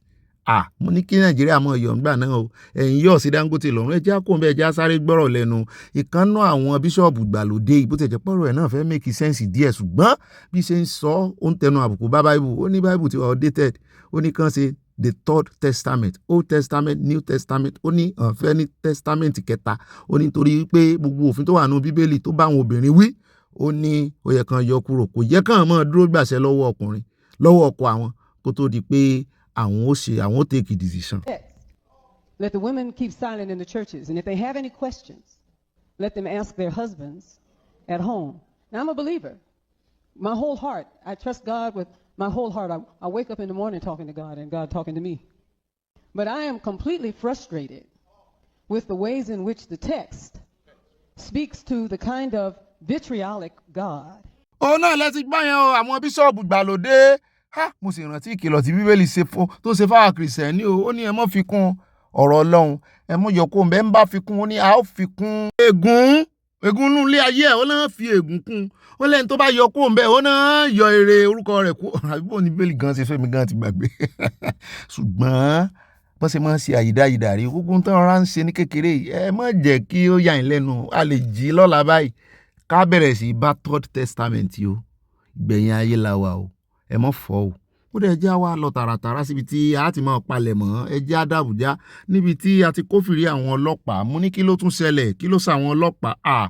Wọ́n ní wọ́n ya sí Àbújá ni o. Mo ní àwọn wọnú wọn láwọn tí wọ́n ti rìtáyà ni o, ìmí ti resign, wọ́n sàṣìnú aṣọ ọ́fíìsà mọ́, wọ́n sínú aṣọ ológun mọ́, aṣọ ara náà wà mo ló dà bẹ́ẹ̀. Mo ní wọ́n fẹ́ béèrè ẹ̀tọ́ wọn ni. Mo ní sèyí sáà sí aṣọ rock náà lọ, àwọn kan láṣọ rock, àwọn kan ní ọ̀dọ̀ ọ̀gá wọn náà lọ l'Àbújá. Mo ní kàn fẹsẹ̀ kan dé ibi méjèèjì, kan fòkò méjì pẹ̀yẹ, ẹ̀jẹ̀ àwò bó ṣe lọ. Wọ́n fi ilẹ̀ kó mọ́ play ni o, bó bá ti sun yẹn pa, èmi ti fele ìdágbére lórí ètò lónìí.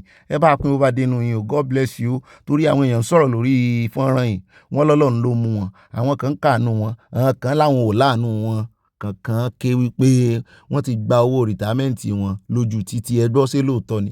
Wọ́n ní nǹkan fojú àwọn èèyàn rí ní EndSARS, wọ́n ní nǹkan fojú àwọn èèyàn rí ń gbòòrò ayé, wọ́n lóun ló dífá fáwọn tó sì wà nú aṣọ ní ìsìn náà, báwọn náà ò bá rí táyà, wọ́n bá túbọ̀ tí wọ́n gan tún lè burú jù eléyìí lọ.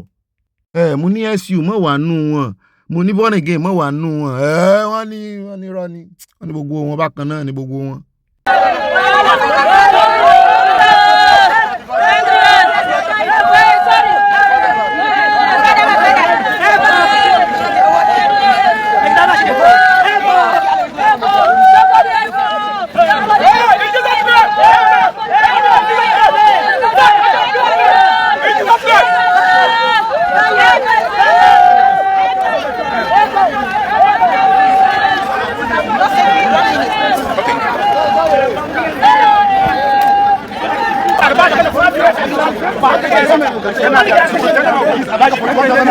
An kashe mu a yau. Kuna manya kuna kallo kuna sai komai.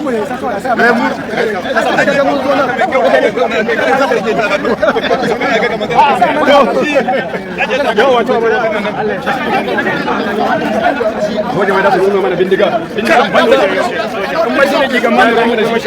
Ba ma tsoron kowa Allah ya Allah ya kashe mu.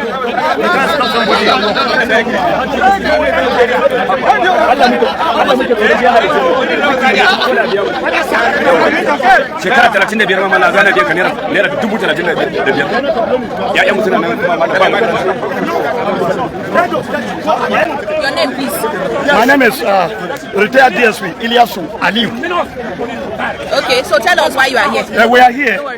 We are here to tell Mr. President that our bill is with him. Let him go ahead and assent our bill and establish our police pension board. That is the reason why we are here. Yes. So if now that has not been signed and the police has said you guys should leave this place, what will happen? We are not going to leave. No any amount of threats that will make us to leave this place. And there is no any operation that we have not gone into. As you can see, all of us, we are all professionals in different departments. We have bomb disposal unit, we have marine, we have etc. And I want to tell you that we are well trained. The training that we have, none of these people have it, and they will not have it. Instead of Nigerian police to even accommodate us, to give the people who are still stabbing the remaining talent that we have so that they can be able to execute their work effectively, they fail to do so. Now I have talent. I'm an instructor before I retire. Will you go to my house now and remove what is in my brain to share with the serving member? The answer is no, because the treatment they give to me after 35 years will not make me happy to share the experience I have for those that are in service. Some of your fellow retirees are saying if they did not assent to this, that they are going to help Boko Haram and join to be working for them. In fact, anybody that said that, that is his opinion. But we determine in our mind, and we have a hope that the head of state is going to assent this bill. As we come here, I believe whatever they are telling him, the people who are close to him, they are telling him a wrong thing. But our presence here will make him to know definitely that we are suffering after serving 35 years. So, but you guys met the IGP and he promised to press home your demands to the president. We have not seen anything. We never met with him. No, you guys met. He met with you guys, the Inspector General of Police, where he promised that he was going to do something about it and you should allow him. Okay. For how long?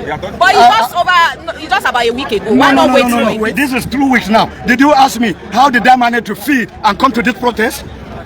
And if I tell you where I squat for complete 1 month when I'm at Abuja here, if you sleep in that place a day, the next day they will take you to a specialty hospital. Yes, there is no doubt about that. So we are here. Let them go. Those who are in the right way to communicate head of state, they should go ahead and communicate him so that he assent our bill. Our bill is before him. Let him assent. If he assent, we'll go. We jubilate, we hail him, we'll go. That is that. Your name once again? Retired DSP Ilyasu Aliu. Okay, sir. Thank you. Yes, let me Yes. My name is Abala Lerefe. The retired chief superintendent. You see, this continuous keeping us under pension is terribly bad. It is irrational, it is unjust, and it is uncalled for. The reason is, how can somebody serve for 35 years? Senior, very senior officer, and you are giving me 3.5 million CSP. I just have the rank to climb to take out commission of police. You understand? How do I get out of my family? It is unjust.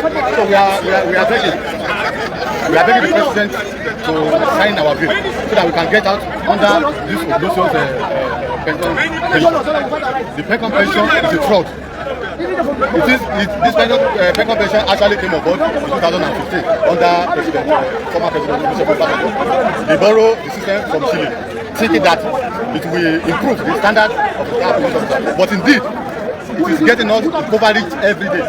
Probably the people that are managing it does not know. You understand? If it is good, why did the army hesitate? Why did the NIA hesitate? Why did the National Assembly hesitate? What have we done? We did not decide to actually. The internal security of the nation belongs to the police. And that was what we actually did. I joined the police at the very tender age. And I served my fatherland with all honesty and ability. But this is what they are paying me with. I can no longer feed. I can no longer cater for my household. It is irrational. It is unjust. It is a perpetual act of, keeping us under 2-3 years and make sure that we die. But God forbid. God will elevate us.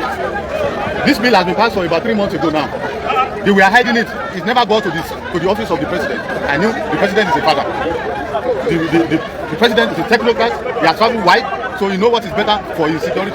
Only if they will allow the bill to get to him. My name is Abala Lerefe. I'm retired superintendent.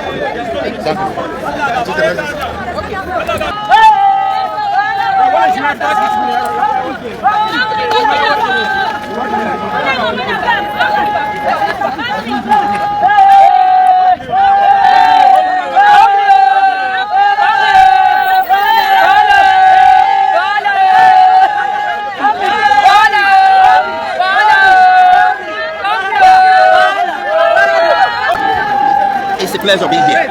Okay, just hold on. There's one thing that is vital. The process of making law and amending law is through the National Assembly. I can tell you authoritatively that 3 bills has been debated on. The first hearing, the second hearing, the public hearing, and the bill was sent to the president, Buhari then, to sign. He could not sign till he left. This man came, they took it to him, according to what we are told. He said this bill was not enacted at his own time, that he would not sign.